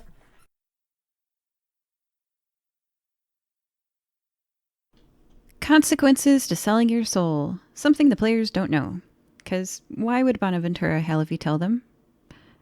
Now, Their nails turn black and rotten, and their hair turns a sickly green-white. Level 2. They're currently level 1.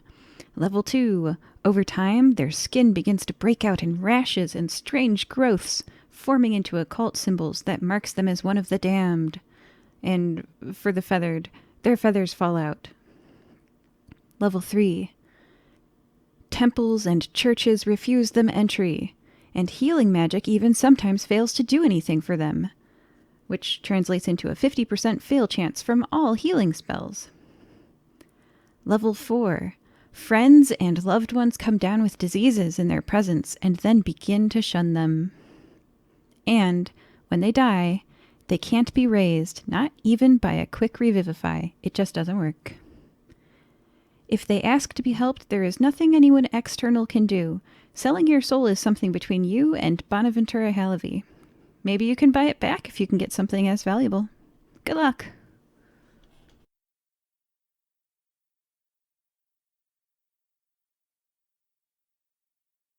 My name's Wayne, and I'm one half of the presenting team for the A Midlife Less Ordinary podcast.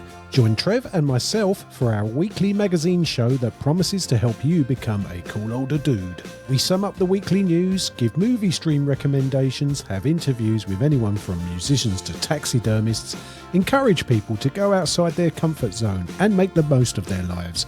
And most of all, we have fun. Go to amlopodcast.com to find out more. Hi, I'm Melissa. Hi, I'm Amber, and we are the hosts of the AM podcast, K-Pop and More. Are you always on the edge of your seat for the latest comeback, trying to decide if you want to watch the new K-drama? If so, then this is the podcast for you.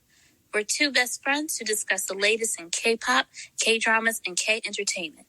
Join us on the AM podcast, K-Pop and More. See you soon.